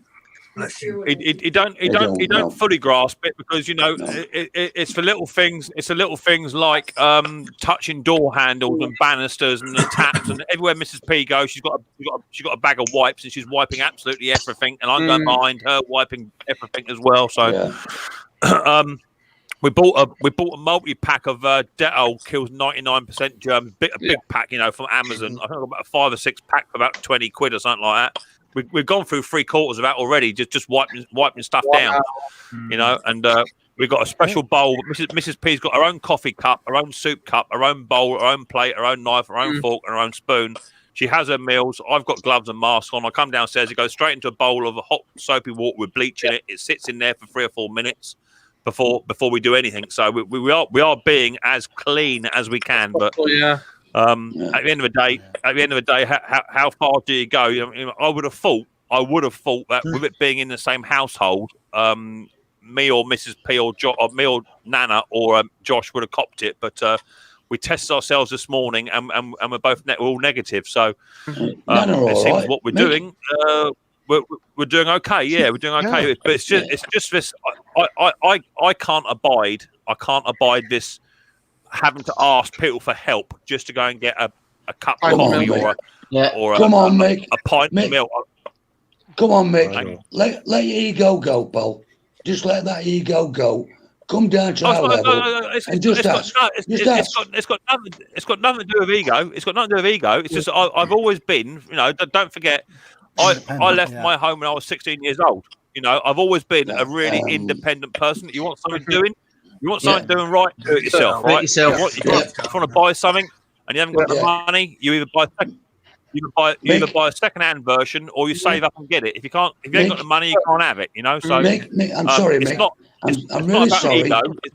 It's not about any of that. It's literally, it's so much nicer to hang on, Jeff. It's so much nicer to just literally grab the wallet, grab your truck, shoot off, go and get it, come back. I've had to ask my mum. She's, my mum is 71 years old now. She's having to pick up prescriptions for us, get pints of milk, and so I'm putting her at risk by asking her to go into shops on my behalf to do it. So that's the bit I don't like, Jeff. I'm asking people to put themselves in the firing line just so I can have a jar of coffee. Do you know what I mean? That's the problem. Ego, Mick, was the wrong word. I apologise. Ego is the wrong word. I meant pride. Just put your pride. It's not ego. I think it's stubbornness. I think it's a little. I think it's a little. I also think, Dick, it's a little bit like when you've got your own car and you put your car in for MOT and the bloke says, "Oh, it's going to be 3 days, mate," and you've got no car for 3 days. You know what I mean? It's a bit like that, where you say to your sister-in-law, "Can you pick us up and take us down Tesco's and what have you?" Or because you got to spend over £40 to get anything delivered, and if you only want a pack of ham, a pint of milk, and a loaf of bread, that's only a £5. So you can't get it delivered. So it's a bit like that. But I've only got 4 more days to go, and we'll be right as rain. So I've got no problems in swallowing my pride. If I need help, I need help. Yeah, that's it. But it's a right pain in the ass.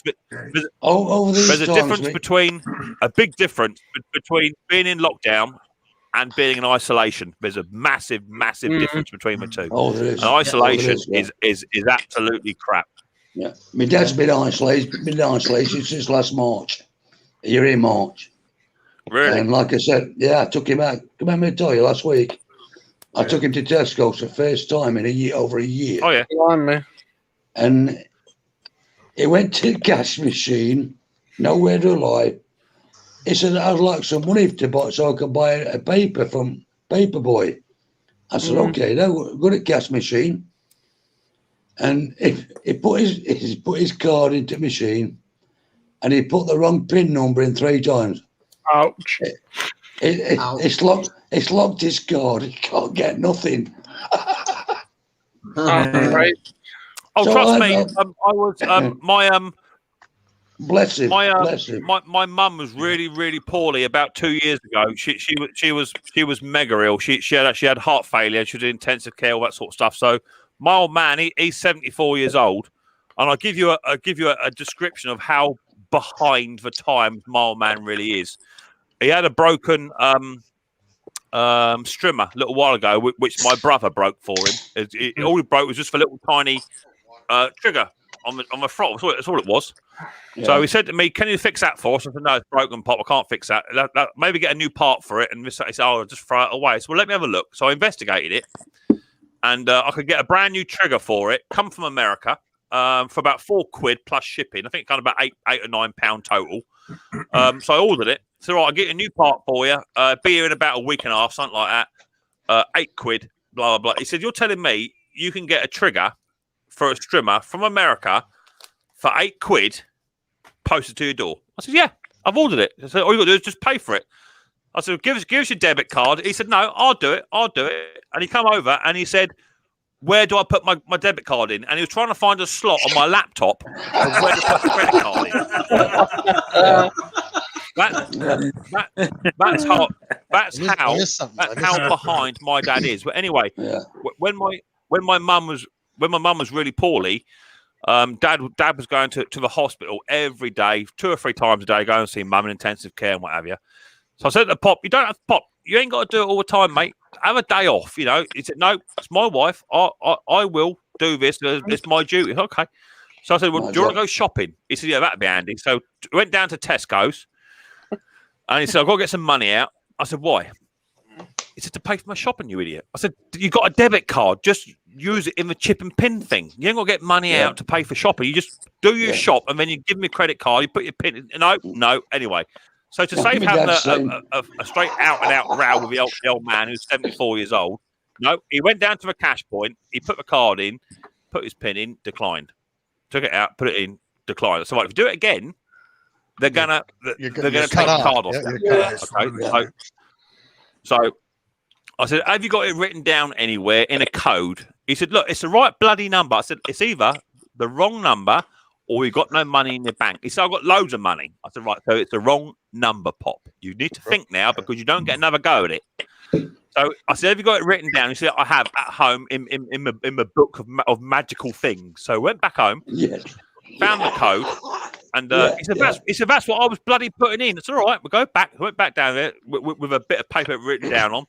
He put it in. I said, right, there you go. Bomb, put the 4 numbers in. Yeah, £100 done. He said, oh, that's what I did in the first place. I said, no, Pop, you didn't, mate. You would have had the money. Yeah. You know, so I do get it. And when you're online and you hit that third try and it goes, sorry, contact the office. You're going, my dad's 89 this year, and I said to him, what do you do? He says, well, I put my PIN number in, and it says, try again.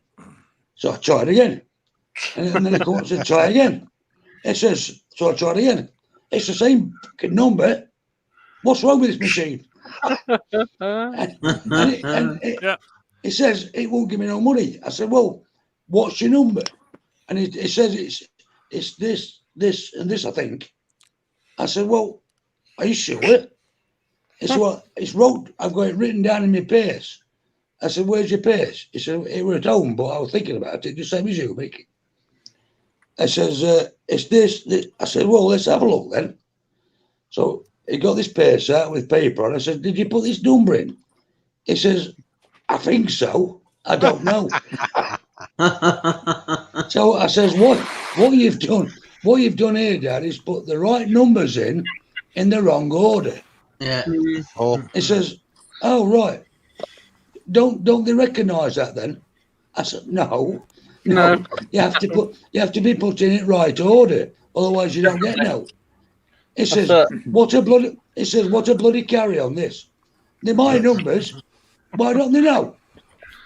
They're bloody useless. They're bloody useless. No, I feel sorry for the older folks. You know, like they have to make an appointment to get a COVID shot or something like that, and they don't even have a computer, right? I mean, how the hell do they get by? It's got to be tough. I'll tell you what, my dad's not long since had his jab, and he's 89. He's got emphysema. Everybody else around him are getting his jab. I was looking on the internet everywhere for him to get this jab. The nearest jab he could get was an hour and a half away from me. Why, man? I had to drive an hour and a half away. With him, he's got type 3 emphysema, which is quite high, as you know. And he can't travel in a car very far. Yeah. And I rang everywhere up, and I said, well, what can I do? So eventually I went on to internet and sent a message over to the director of NHS. Right. And he says, well, they're coming to your area very soon, within the next 10 days.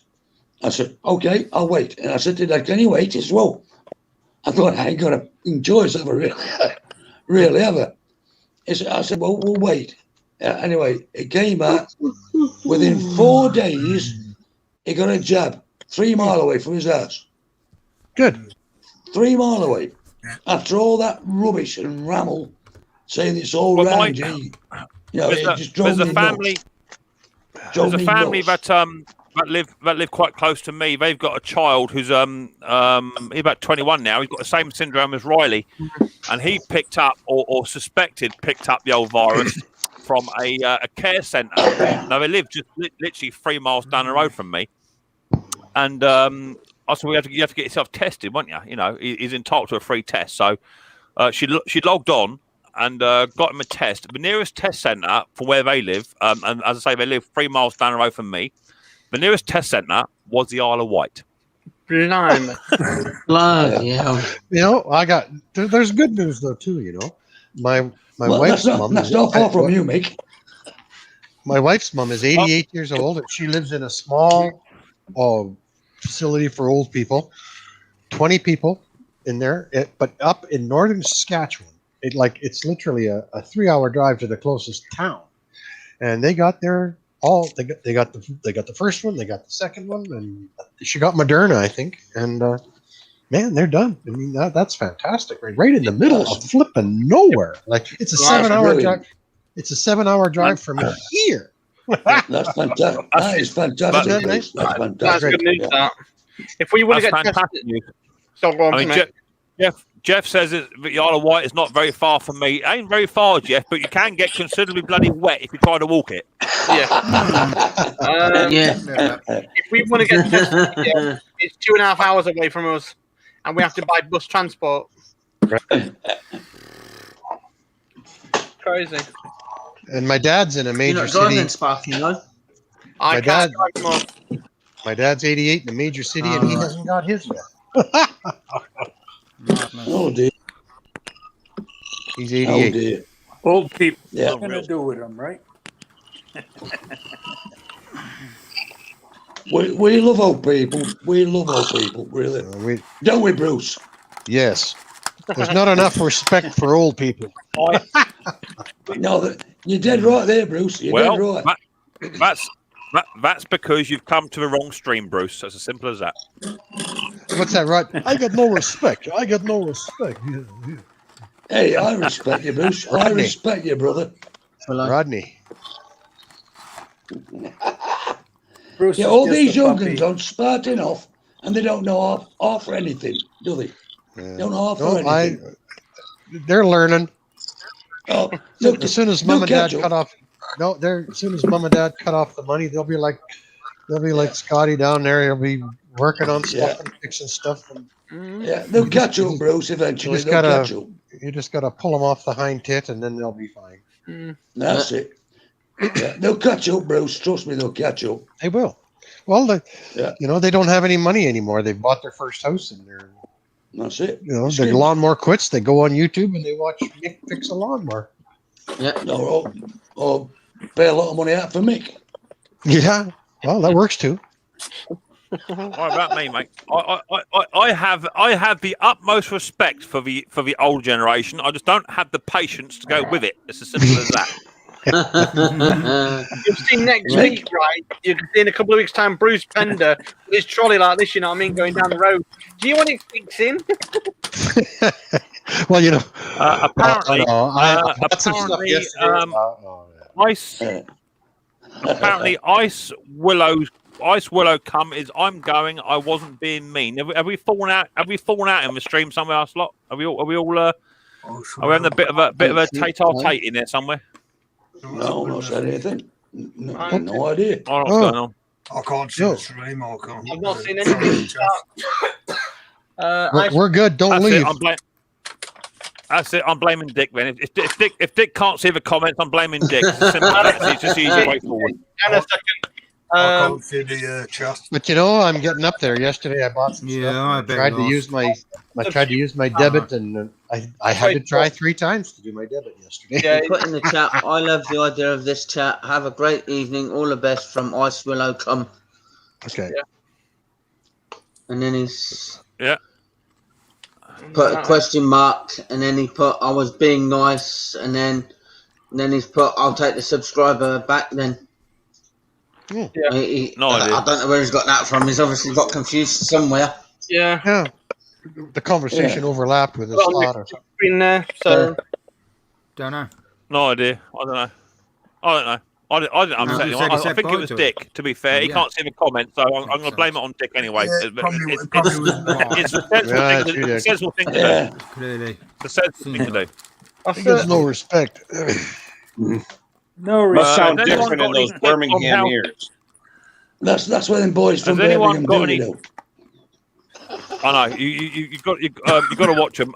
Andrew said goodbye. Oh, sorry, Andrew. Right, so Andrew went, did he? Right, okay, no worries, that's fine. I've got no idea. Anyone? I've got a free card. Yeah, well, the way that it was phrased, this comment will pick it up. I Sam. mean, the way that was phrased makes it sound like he was heading off. Yeah, I've got no idea. Got a comment there. Anyone got any tips on how to remove a tight bolt or screw? I have tried lubricants like WD-40, used good leverage, but had no luck. The best person I can talk about getting things stuck and getting them out again is probably that man just there. He's pretty good at that sort of stuff. So, Bruce, the floor is yours. Okay.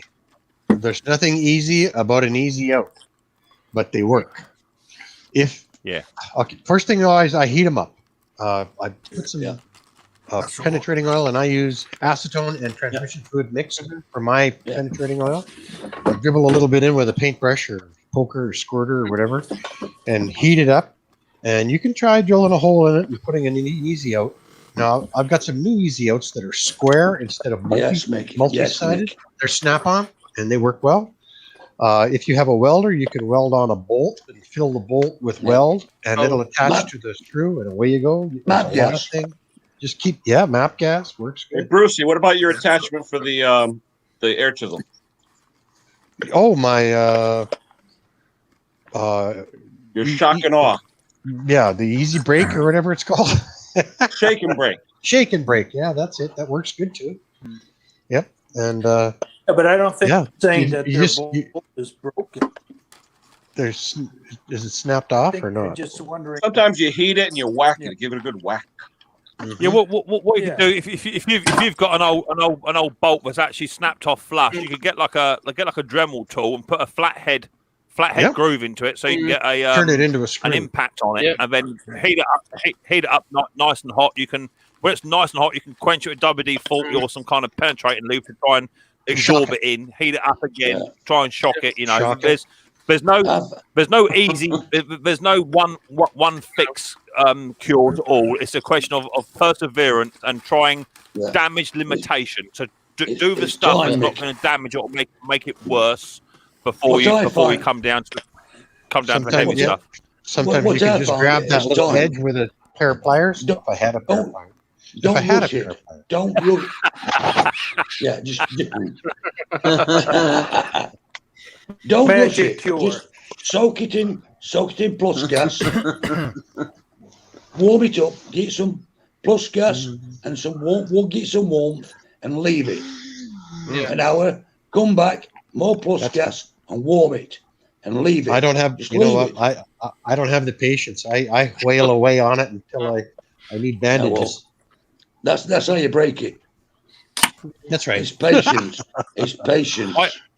I had an issue with a flow jet, a mixture screw on a carburetor the other week, and someone else actually asked me about the same problem, and mine had snapped off completely flush, and I was actually able to get my hacksaw. There was a little tiny bit of carburetor body left, just for me to get a hacksaw blade in and just mark about a 3 mil gap for a flathead screw. And I was able to put a bit of map gas in there, and just before the brass started to sweat, I was able just to put a screwdriver in, and it just came out like butter. So there is no easy way, but as I say before, it is damage limitation. Start with the easy option first, and work your way into the pit of hell.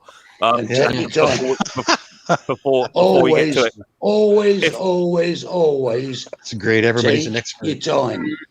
Take your time. You've got to plan it, because if you just go in like I used to with a big ball peen hammer, it's going to get worse as your day gets on. If all else fails, grab your red handle pliers if you've got a pair and use those. But not everyone has a red handle pair of pliers to hand.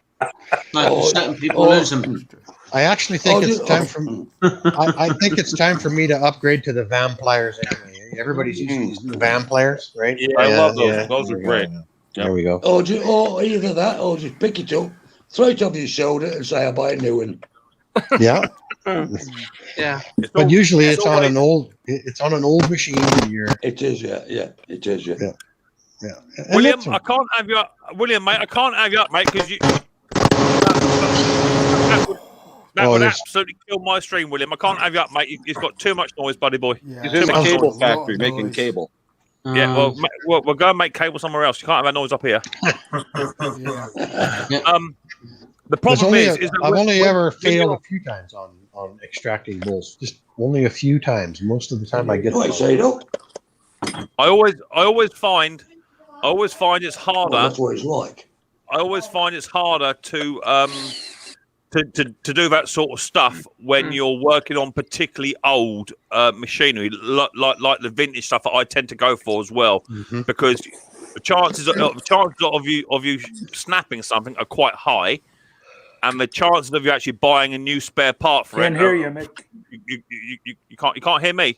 I can hear you. I can hear Mick. Yeah, I can hear him. Henry, turn your hearing aid up, mate. Turn the volume up. I can hear you, Dick.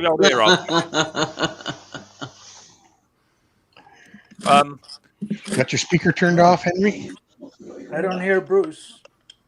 Hello. I can hear Bruce. Yeah, seems okay. Oh, I'll kick you out, Henry. Come back in, Henry. I'll kick you out. Come back in. I'll put a link out for you again. Henry, have another go. I was taking off those head bolts off of that Tecumseh Flymo the other day, and I was just just gently, and one or two of them just started to give me that feeling, because those bolts are only really thin. They're not. It shouldn't even be a head bolt. They're so thin, and if one of them comes off, it's game over. Has anyone tried the Gator Grip yet? Because I've got one of them, and they are really good. The Gator Grip with all the little pins in the socket, and you can go onto like any bolt, any nut, anything like that. It's not. I understand what you're saying, Sparky. The problem is that whenever you get a bolt, the best thing to do is have a really light socket and wrench, and just feel your way. If it starts to give you any resistance, back it off and go the other way of it, and you know that's the best way. Even if you get 1 degree movement, you'll get it. Yeah, exactly that, Bruce. I was working on that Hater 56 the other day, and it's a hardened steel bolt going into aluminium. And literally, I had my smallest ratchet on, the smallest one I've got, which is only about that long, which I can't apply no pressure to, and I didn't even give it 2 mil, and it went ping, as simple as that. It's not about the next hour drilling the blinking thing out. So it's gently catches a monkey. You know what I mean? You've got to go really slow with it and take your time. And that's the problem, is that when you get stuff coming in the workshop, you know, and you start to work on stuff, and something snaps on it, and you got to drill it, you got to tap it, you know, to get it sorted.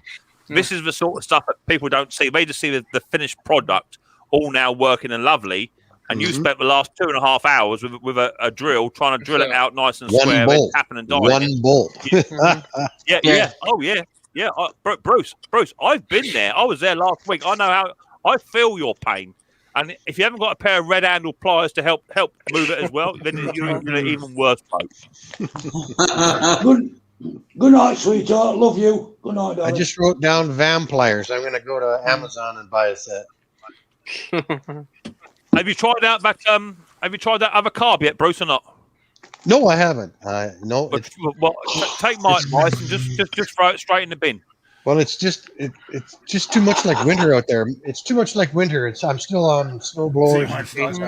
Nice. Oh, one lawn. It's beautiful here. Been beautiful. Been like we are. Minus 18 here last night. Been like a spring day, Bruce. That's t-shirt weather over here. T-shirt weather. It's down to 5 here at the moment in Devon and Cornwall. It's down to 5. Yeah, but it's damp. I bet you it feels like minus 18 because it's a damp cold. Factor 20 tomorrow, Bruce. Factor 20. Come on. I have a vision. I have a vision of Jeff smearing Factor 20 over his body now. Cheers for that. Oh, Jeff, No, thanks. Jeff, I didn't want that. How did you get on with a job, Jeff? Did you get a job in the end or not? No. Not yet. You're still taking it easy, are you? Yeah, I've retired, Mick. Oh, yeah. Well, normally this is the I've retired. This is the first February that I have spent in in Canada in 9 years. Blimey. I'll tell you what, Mick, I looked at my finances, I weighed it all up. I thought, well, I'm saving here, saving there. I'm not spending here, spending there. I thought, right. Excuse me, F it, I'm retiring. Yeah. Yeah, I don't see what. Are you retiring, are you? Good lad. I wish I could bloody retire. Congratulations. Yeah, I don't like the name retirement because it makes it sound like you're going to go do nothing. No, I'm doing lots. I'm doing more now than when I went to work. I ain't got time to go to work. Exactly. Retiring? Bruce, you just said you haven't left the house in 2 weeks. Oh, but I'm a busy man. Back in a minute, mate. I'm in the shop. I'm in the shop every day. Yeah.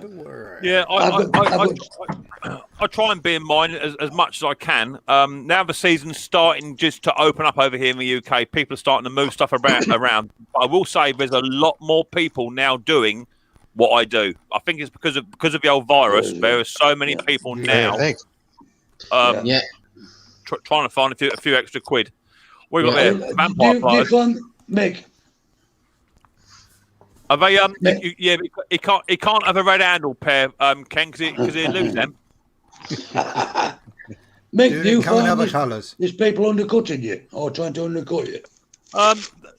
The thing is with me, the only difference from what I can see, and I've been seeing it for years. Let me put my heater on. It's actually getting a little bit parky over here. The only difference I can see is that there's so many Joes now doing what I do, but none of them are offering a lawnmower that is fully serviced. Right. So they're just getting them in, giving them a quick look, and then punting them back out the door. Right. Well, exactly that. There's a fella. Let me just disconnect this battery. There's a fella who I bought 2 mowers off this week. He made me watching now. He says he watches the old channel, and all he does is literally is he gets some mowers out of the recycle centres. He pours half a litre of fuel in it. He give it 5 pulls. If it don't run, he puts it up for sale. Spares or repair, 20 quid, 30 quid, whatever it is. Mm-hmm. I went down to him just literally the day before we went into isolation. And I picked up 2 mowers. One's a Mazport. You won't see that one coming up, but you will see the Quocast 21-inch. I did a video on that just yesterday. The Mazport, literally, I put it up on the wheelie bin because my bench had the hater on it. Put it up on the wheelie bin. I pulled the it's got a Quantum on there. I pulled the main jet out the bottom of the Quantum. I give it a little tiny poke, bomb, put it back in, and it fires straight up and away it went. Literally as quick as that. Yeah, that's the million. Okay, I got to interrupt. That's the $1 million volt. That's what the mechanics call that. Exactly that, Bruce. And the second one I've done, you'll see the video on the second one. I shan't say what it is, but literally, I was geared up for a full carburetor clean, service, what have you. The video took me 3.5 minutes to fix it. I managed to stretch it out for about 15 minutes. by the time I put my intro in, my outro in, and my little speech at the beginning and fix the machine, it's come out about 15 minutes long, and it's the easiest, most common fix there is for the diagnosis that the machine was displaying. So out of the 2 machines I bought off of him, I think I paid, I don't mind telling you, I think I paid 30 quid for the pair. I wanted to spend, no, £20. That's right, yeah, £20. I wanted to spend £15 a pair, but you wouldn't have that. So I spent £20 for the pair. And both machines are now up for sale, one for £100 and one for 175 plus. Yeah, well done. And literally, they haven't been in the workshop no more than half an hour between them. But the difference is that they've now been cleaned off. I took all the cowling off. I sprayed all the cowling up. I used the old Revive It and sharpened the blades up. New air filters, new spark plugs, all changes, and it's fully, it's advertised. Nice photograph, fully serviced, fully running, and that will sell compared to the people that are just saying get it from a car boot sale or wherever. It runs to a fashion. £30-40 for a mower. I will still buy those mowers for £30 or £40 each, fully service them, and put another £100 bill on top of it. Right. You know, because that's all they need. Well, I had service. A friend of mine brought that Honda in with a lawn boy, and he said, "Well, would you sharpen that blade for me too when you tune it up?" Mm-hmm. And I said to him, "Every mower that leaves this place, if it's running, gets a sharpened blade, or at least a check blade. Some of them look brand new, right? But you got to check them. You know." We're not allowed to buy it. I've got a super chat just come in there. I've got a super chat from my good friend Bell Hopper, McCulloch Saws. He runs his own channel over in America. He does literally everything to do with chainsaws, reporting them, and he does absolutely everything. So if you are into chainsaws in a big way, I'll look at it in the vintage stuff and what have you, and in the most up-to-date stuff as well. This man here takes them apart. He does open heart surgery on them, puts them back together, changes piston bore sizes and what have you. He does everything. So if you like chainsaws, go and check out my man Bell over at Bell Saws. Go and check him out. He's worth a serious subscribe. Go and check him out and tell him that Micks Mowers has sent him over. He does a live stream. His live stream overlaps mine. As I'm finishing, he goes live a bit later in the afternoon compared to me. So go and check out Bell and his boy and his great family. Cheers for that, Bell. Much appreciated, buddy boy. As always, you are a rock star. No, you the man. No, you the man. I'm not the man. You the man. It's as simple as that. You the man. I just subbed to him. I'm just going to put his link in the chat. Yeah. Run his link. 2 seconds. I've got a phone call ringing. 2 seconds. I'm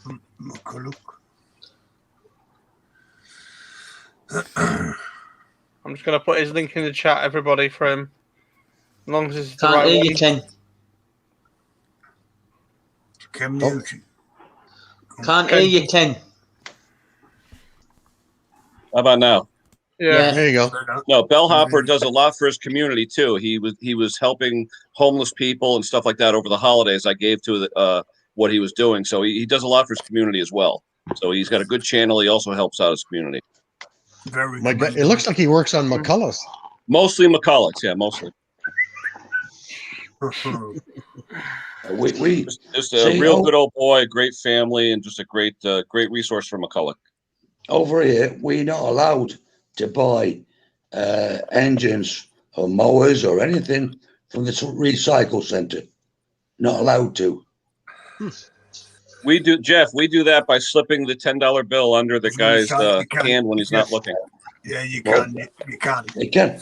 Can I just say to you, these are council workers, and there's one guy is a job's worth. If he sees anything like that guy gets sacked. Yeah. Is that right? But, yeah, so I hate jobs worth. They don't risk it. They don't risk it. I'm not allowed to buy a mower, a rotavator, or any engine until it's been professionally checked. How about that? I have a friend who is a garage sale addict, and he every once in a while there'll be 4 or 5 mowers behind my house, and he'll just text me and say, "There you go." Yeah. That's nice, eh? Oh yeah, definitely. I'm trying to get chainsaws.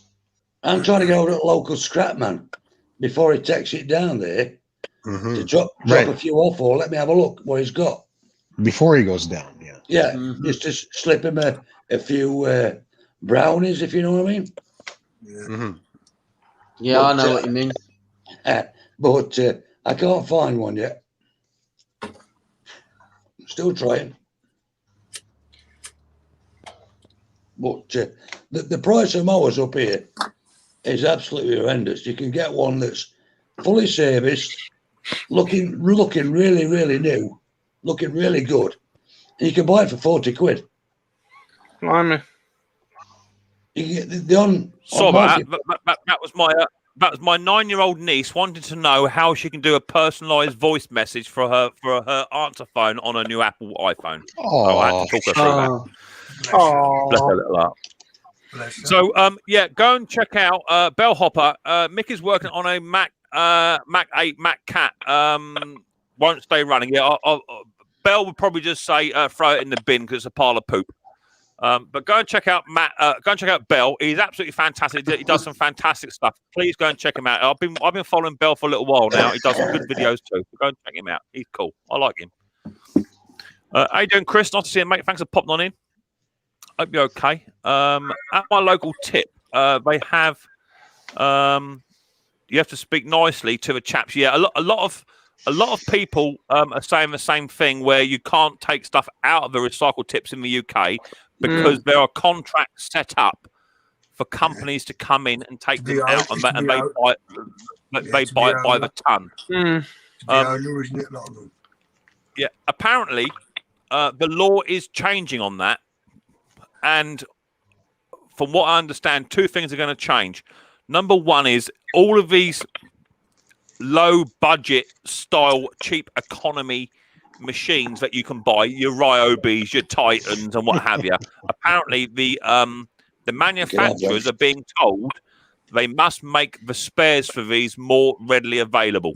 Number one, because certain products you cannot get the spares for, and number two, I think they're going to be doing away with the contracts within the recycling centres, and it's going to be a help yourself situation going on, because they're trying to encourage people to recycle their stuff. So if you can get someone to actually recycle, 4 or 5 mowers in one go, then that'd be a good thing. Definitely. It's like when I first bought my first lawnmower, which was a Wilkinson's, and they told me, I phoned up to try and get parts for it, and they told me they didn't make parts for them. So exactly that. They do make the parts, Tim, but they're independent, and you can't get the spares. No. Here's that saw, Bell. Look. Here, Bell. Here. Nice little Mac cat. They're that beautiful. It's crap. It's crap. And they bought it to me, Bell. Look at that chain. Look, that chain on back to front. Look, that's how they bought it to me. Okay, yeah, you're right. There isn't a piece of metal sticking out on that thing. That'll make dust. I told you. You wouldn't believe me, Bruce. I told you. It's shocking. I had a Ryobi. Somebody gave me a Ryobi once. It wouldn't start. I looked at it, and I know the rings had gone, or a ring had gone. So I tried to take it all apart, and you can't. You can't get the cylinder out past the crankshaft. The crankshaft is all one. It's all one. You can't get it out.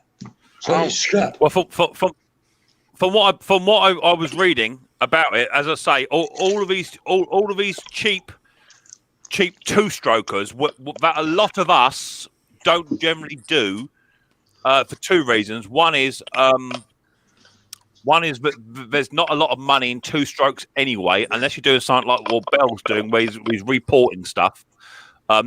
Your low economy stuff, the majority of garden machinery repair shops, if you take into them a Titan and say, oh, it's not running, they just go throw it in the bin and get a new one. Here's a nice steel AM94, but that's what they'd rather you do. But for us, if I can get a job lot of trimmers or weed whackers, whatever you want to call them, if I can get a job lot of 20, you can save and 8. two or three of those machines are the same, you stand a chance in stripping 3 down, making 1. Yep. But they're supposed to be making the parts more readily available so that you can actually get these parts from China or wherever you're going to get them from. So you can actually repair these bits of kit. Because half of them, I've got a McCulloch leaf blower in my store. There's nothing wrong with it other than it has no compression. That's all it is. Okay. So in all honesty, a brand new pot, a brand new piston, new set of rings, or a piston kit for that should get that machine up and running. 4 bolts, no biggie. Take the piston out and put a new one in. That's easy.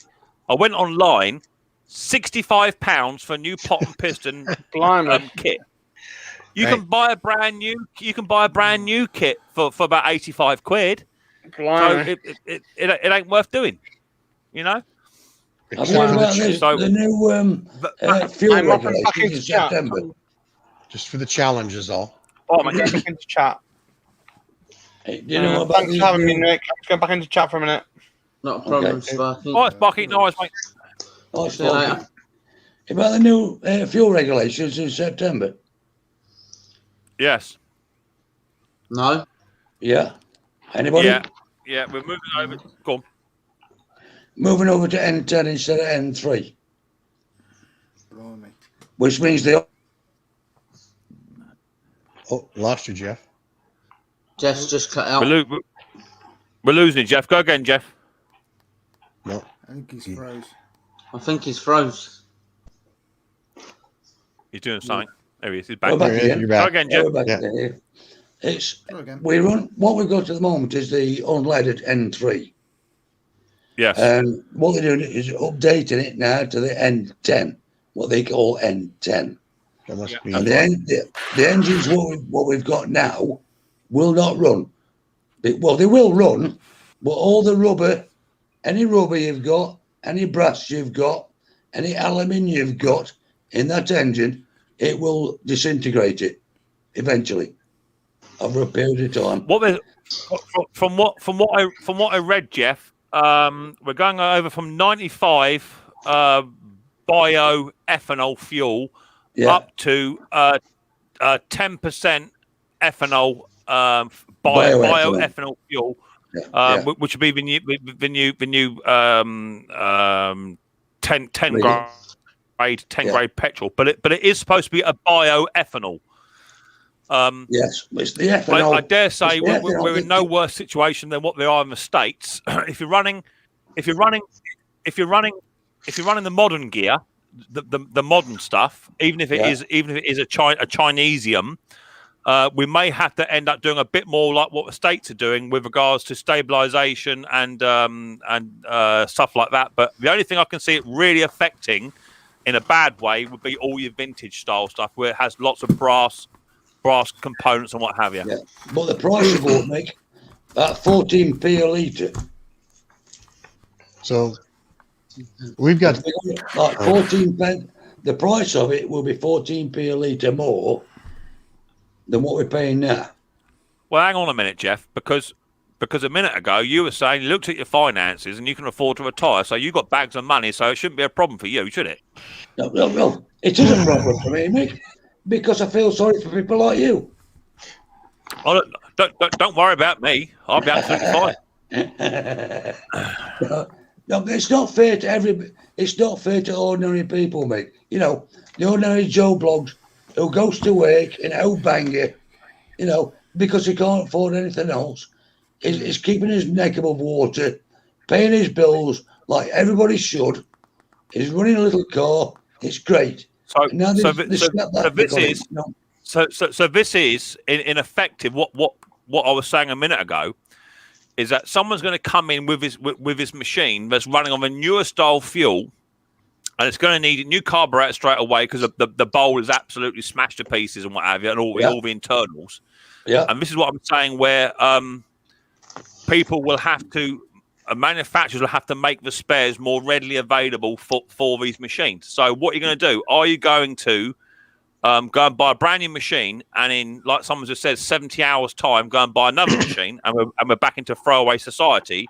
Or are people going to pay £15-20 for a carburetor which you can't at the moment get for said trimmer because they don't list the spares?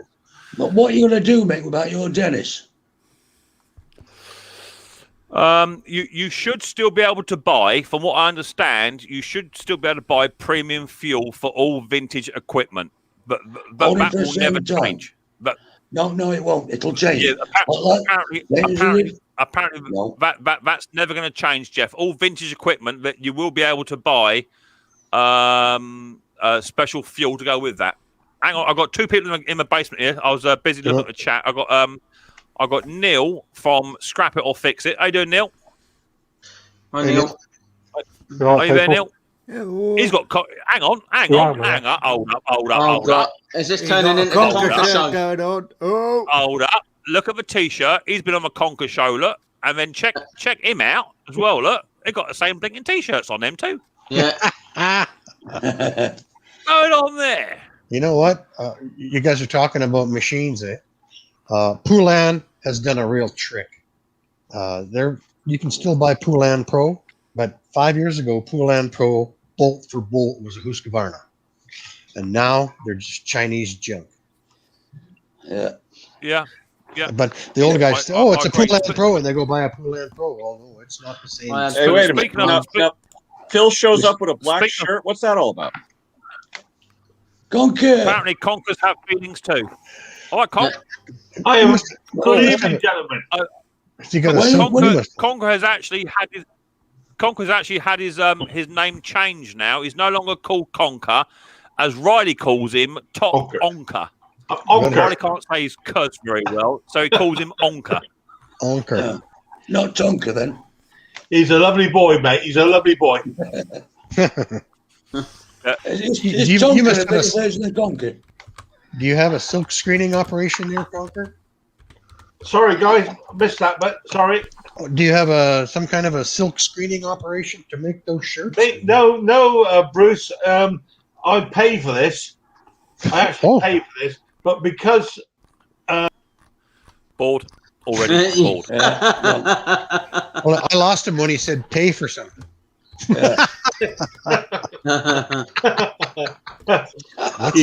a boy. Oh, bless him. You know. What's that mean?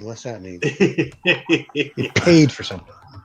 It means he paid to have that T-shirt printed. Right. Careful now, Bruce. You'll come out. Bruce, you'll come out in a rash. You start talking about paying for stuff. You'll come out in all rash. Yeah. Oh, lovely. So, how are we doing, guys? It's good to see you all. All right, good. All right, yeah. All right, mate. We're doing all right, great. We're doing okay. We're just talking about cheap fuels and Chinese junk at the moment. But to be fair, you know, everything is coming out of that place at the moment. No matter where you go in the world, it's all coming out of there, regardless, whether it be absolutely the whole right, machine or carburetors or whatever. So it's all. We need to make. We need. Can you remember? We all live in a year or two ago that they're going to start good making to see you guys. Yeah. two-stroke oil. I'll tell you what. Sorry to interrupt, Jeff. Only I'll get bored. It's fine, Conker. I mean, I made myself laugh then. I mean, messing around. Have you ever tried to work out? Nope, not seen one of them. Nor have I had one, and nor would I buy one. No idea. Oh, nearly got me. Dave, what you got there, then, boy? What you got? Hey, what you got? I've often wondered. Has anybody ever wondered how they get a little pip on an extension bar to put a socket on? Yeah. Ever wondered how it works? I've just had that same problem, Conker. Ever wondered how it works? Out of mine. Well, I can tell you, I drilled it out to find out, and you get this tiny, tiny little piece. Yes. Spring. And you know, I still don't know how it works. That's good. Oh dear. He gets worse. It's called concrete sport. I don't know why. I don't know why we even let him up here. Was it It's show not and as tell if day? he brings any value to it. Show and tell day. No. Mick, it's entertainment, Mick. It's entertainment. Apparently Benedict White says, I know how they work. So there you go. Benedict White, email Benedict White. He knows exactly all about it. There you go. Hey. A small spring behind it, Conk. There you go. There's a small spring in Yeah, there. well, I drilled it out, mate. I did drill it out, but I couldn't find a spring.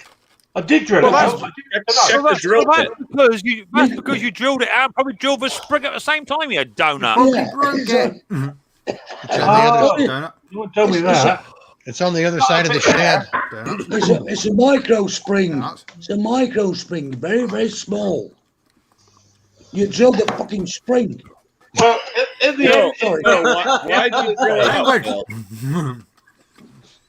do you use that word then? Where are you? Oh, what do you do, eh?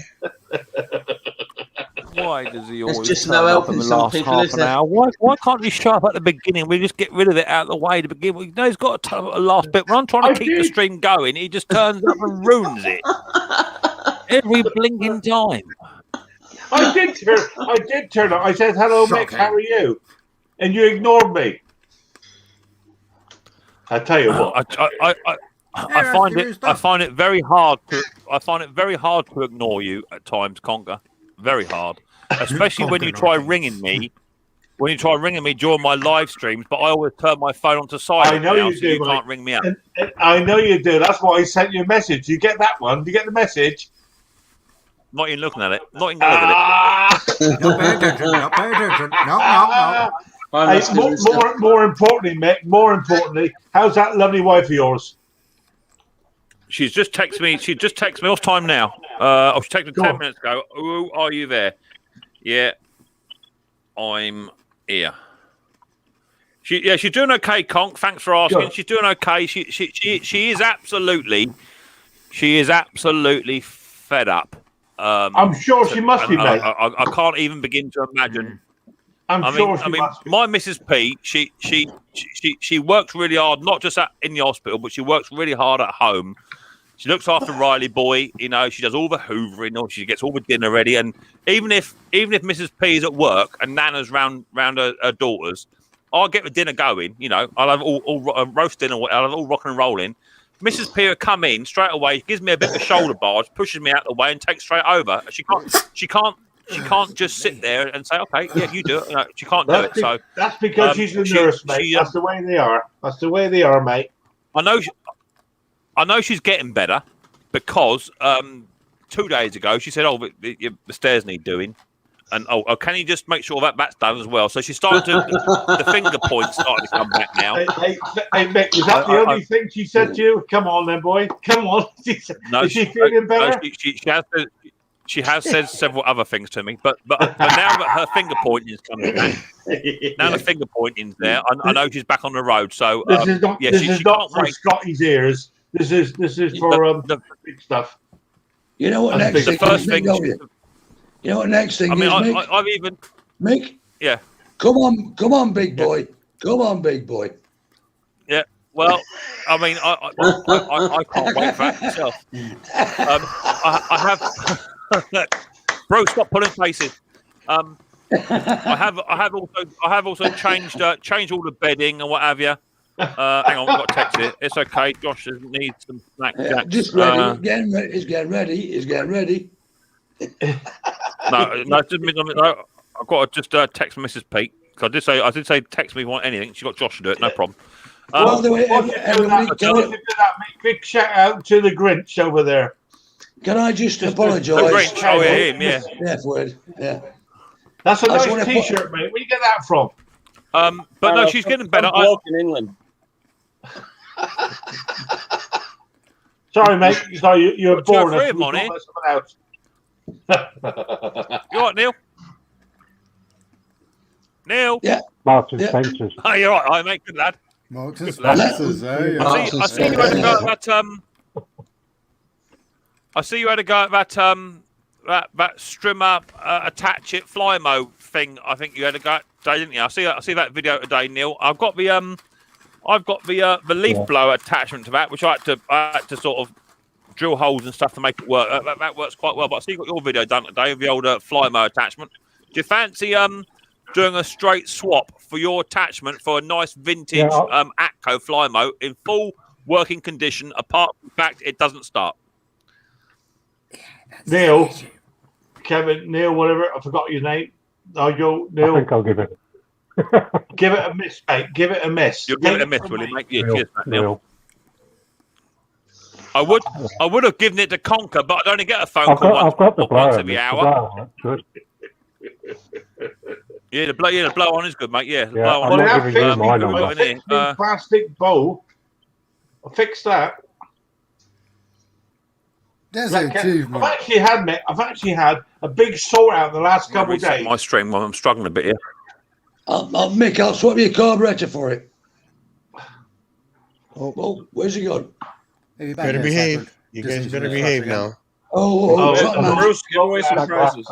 At long last, we have somebody here that's in charge. Bruce. You're in charge, Bruce. Oh, hell, Bruce. He still has the button. Oh, it looks like Conker's having problems too there. He's still put me in charge, Bruce. Put me in charge. I still have the button, Conker. Just because I ain't here don't mean I ain't watching, brother. Put me in charge,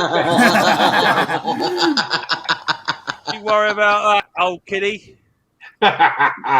Put me in charge, mate. I'll sort them out. Go on. Trust me, the last thing I'm doing is putting you in charge, mate. Have no fear of that.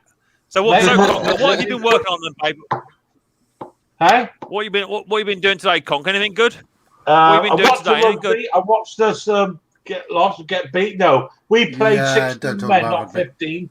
I'm still. My mate's I've got the steel for me MIG welder, so he's coming around beginning of next week. We'll have a go at that. I think I probably told you before. I started videoing it, but we had to stop because of the bad language. You actually did send me over a couple of video clips with that, didn't you? I think did I? Oh God, that's supposed not to be there. Yes, yeah, you did. It sounded more like you were two drunk old men in a workshop. That's what it sounded like to me. No wrong with that. No wrong with that. That's happened before. Honestly, I'll be right back. You can put me down if you want. Sorry, yeah, yeah. I did send. It always seems to be the last half an hour of my stream always tends to go a bit wonky with my internet. It really does struggle for the last half an hour. Weird. It's because Conker comes in. That's why. Leave it. Yeah. Hiya, Rusty. How you doing, mate? The Murder Detective wants the link. Do it right, small engine repairs. How you doing, buddy boy? Thanks for popping on in. Nice to see you. Give some thumbs up, please, people. I don't know how we doing. How we doing for thumbs up and thumbs down? How we doing? Any idea? Don't know, mate. There's only lost slows. Don't worry about it. 85 thumbs up, 6 thumbs down. 85 on the up and 6 lost souls at sea. That can't be too bad. Give some thumbs up, and people, please. It does help towards the growth of my channel. The better I do, the better it is for you guys. Well, that's what they say anyway. But So give us a couple of thumbs up if you've got a spare. What goodies have come up your way this week, mate? What goodies? Yeah, what have you had? So Parcels, I've mate, got parcels. down here. You might like this. I'll show you what I've got. Here we go. Hang on. Let me make myself a bit larger. That's it. So I have got here when it works. Is that going to work? It's so delayed. It's not even funny. There you go. Nice little 17-inch electric start Balmoral. Nice. Porn. I did a video on this, but the old audio went a bit peculiar. I do also have. I don't know if he's in the chat. Is Henry still here? Henry? Is he gone? Yeah, he's gone. Yeah, Henry give me a screwdriver, which is absolutely the dog's danglies. Look at the check. Look. So that goes straight on to there. Absolutely lovely. Fits on there. Beautiful. That screwdriver has saved my life. So I've got that. I've also got a 14S Balmoral as well, Conk. You might like that. Yeah. Got that. And I've also got a 43S one there as well. Got that one as well. And I picked up a Mazport and another Crowcast. Well, but ask me what I've done today. I tell you what, I've got quite a few in. I swapped that A to Flymo. There we go. For carburetor I've got. Yeah. Yeah. Hi, detective. Detective. Hey, he got the memo too about the shirt. Detective. It wasn't me, Gov. It was somebody else, mate. It was somebody else. That there be a nice hat. Yeah. Yeah. When you can get one. If you can get them. Yeah, if you can get one. Yeah. If you can get them. He's got a Mick hat and a Conker shirt. Yeah. If you got a long jong. If you're a Don't long behave jong, you can yourself. get one.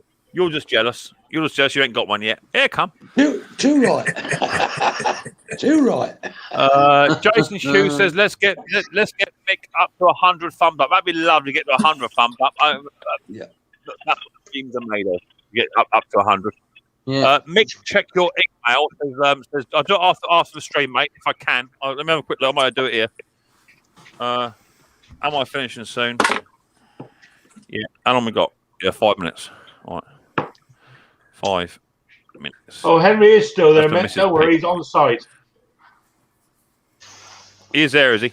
Yeah, he's there, mate. Yeah, he's in the chat. Hi, Dick. How you doing, mate?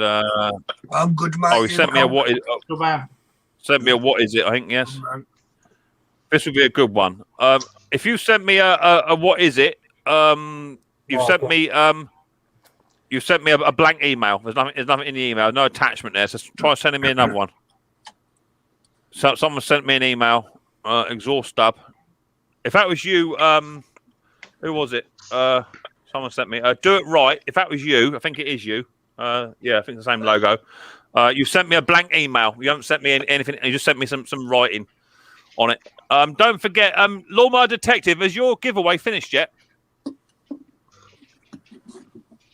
So I can't hear you, David. Whatever your audio is, mate, can't hear you, buddy. I can't hear you. Can't hear him. No, can't hear you, mate. No. Dave, you're on mute. No, he was. You're He's not on now. mute. Oh. He's not now. Can't hear you, Dave. Whatever you've done to your audio, mate, it's gone. So, for those of you that don't know, the Lawnmower Detective is currently running a giveaway for a rev meter, you know, a tachometer sort of thing for lawnmowers. So, if you haven't got the Lawnmower Detective, I know he did say to me he's only had about 5 people enter. I don't know why I'm telling you this because I stand a very high chance of winning that. But anyway, go over to the Lawnmower Detective's channel and go and check him out, and you can win a prize. However, if you win the prize and it should have been me, then you're going to owe me a prize on top of that. So we'll figure something out. But anyway, Dave, can't hear you, Dave. I don't know what you've done to your audio, mate. Henry's still here. I'll pop over. Yeah, that's a proper hat. Exactly that. Yeah, it's a proper hat. Bruce. Hey, Bruce is eating. What are you eating, Bruce? Toasted cheese sandwich. What are you eating? Toasted cheddar cheese sandwich. Very nice indeed. Very nice indeed. My chat is so glitchy. It's not even funny. Okay, there it is. Have I taken off now, Bruce, or what? I don't know if I've taken off now. I don't know what's going on here. No, you're there. no, You're you still haven't. Bruce. Nice. Is he still big? Yes, that's there it. There he goes. He might come back again in a minute. My chat is glitchy. That's it. Yeah, yeah, that's it, Dave. Yeah, that's it. Mick, I'm the quiet one. I'm quiet. I'm one of the 5. Sorry, Dirt Rider. All right, we'll split it. I should be there. Don't you worry. Yeah, thanks for the shout out. I appreciate that. Oh, you're welcome, baby. I'm here to help you, Aged. I bought some lawnmowers.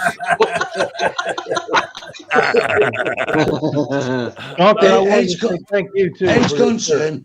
I bought a lawnmower a while back. It's an electric start and wasn't cheap for 300 nickel. Ain't too bad for a little electric starter. Man. Anything over 100 to me is expensive. That's because you're Canadian. It's as simple as that. Just tight. So go and check out Lawnmower Detective. He's running a giveaway. I would like to see some more videos from you, Dave, because you've been a bit slack on videos. You're a bit more of a YouTube live stream slut at the moment. You seem to be hitting the old live streams quite a bit and what have you, and not pumping out the videos. I agree. It's easier just to sit here and be myself, you know. Yeah, definitely. I agree with you. I actually prefer doing the videos because you know they're up there forever. Then not many people will watch a live stream back. That's a problem. I do. But apparently we only need 5 more thumbs up to hit 100 thumbs up. So give us another. If you can squeeze another 5 thumbs up out, that'd be absolutely lovely. If I could, I would. Don't knock yourselves out if you can't. I've got Henry trying to come back in. I can only give it is lovely. Yeah. Conker, I've got Henry here. Can you please tell me what you sent him? What did I send Henry? A vest. Did you send Henry a nice salmon? What is up today? I've got everyone on it. Looks like a deck chair. What's going on? Conker's taken over, Mick. Oh no! It's the new Conker. My mic dropped out and the stream stopped, so I'm back in the chat. Right, O'Neill. No worries, mate. That's cool. No worries, buddy boy. That's cool. Right, people. Unfortunately, it's 9 o'clock and the missus peeing very well, so I cannot run over. And I can't have a lock in, so it is that time. My wife will always come first. You all know that.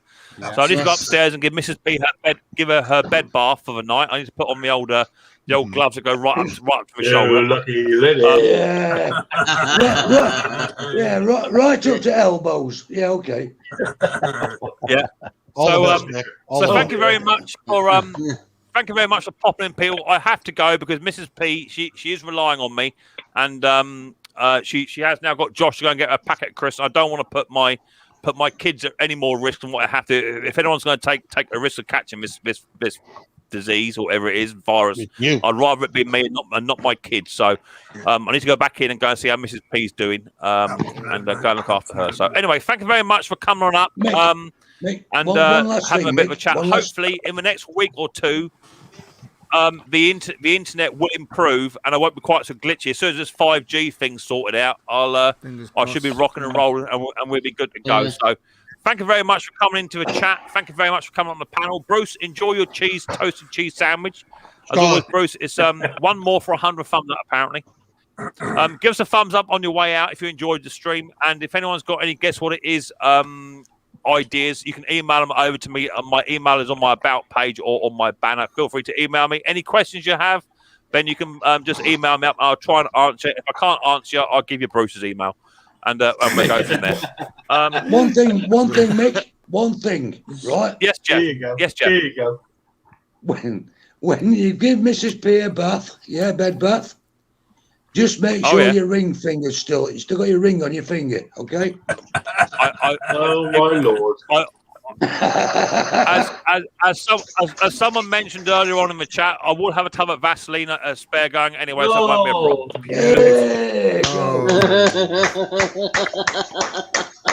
Bruce is gone. Cheers, Bruce. I'll see you later on, Bruce. Boy, thanks for popping up. Well, thank you, everybody.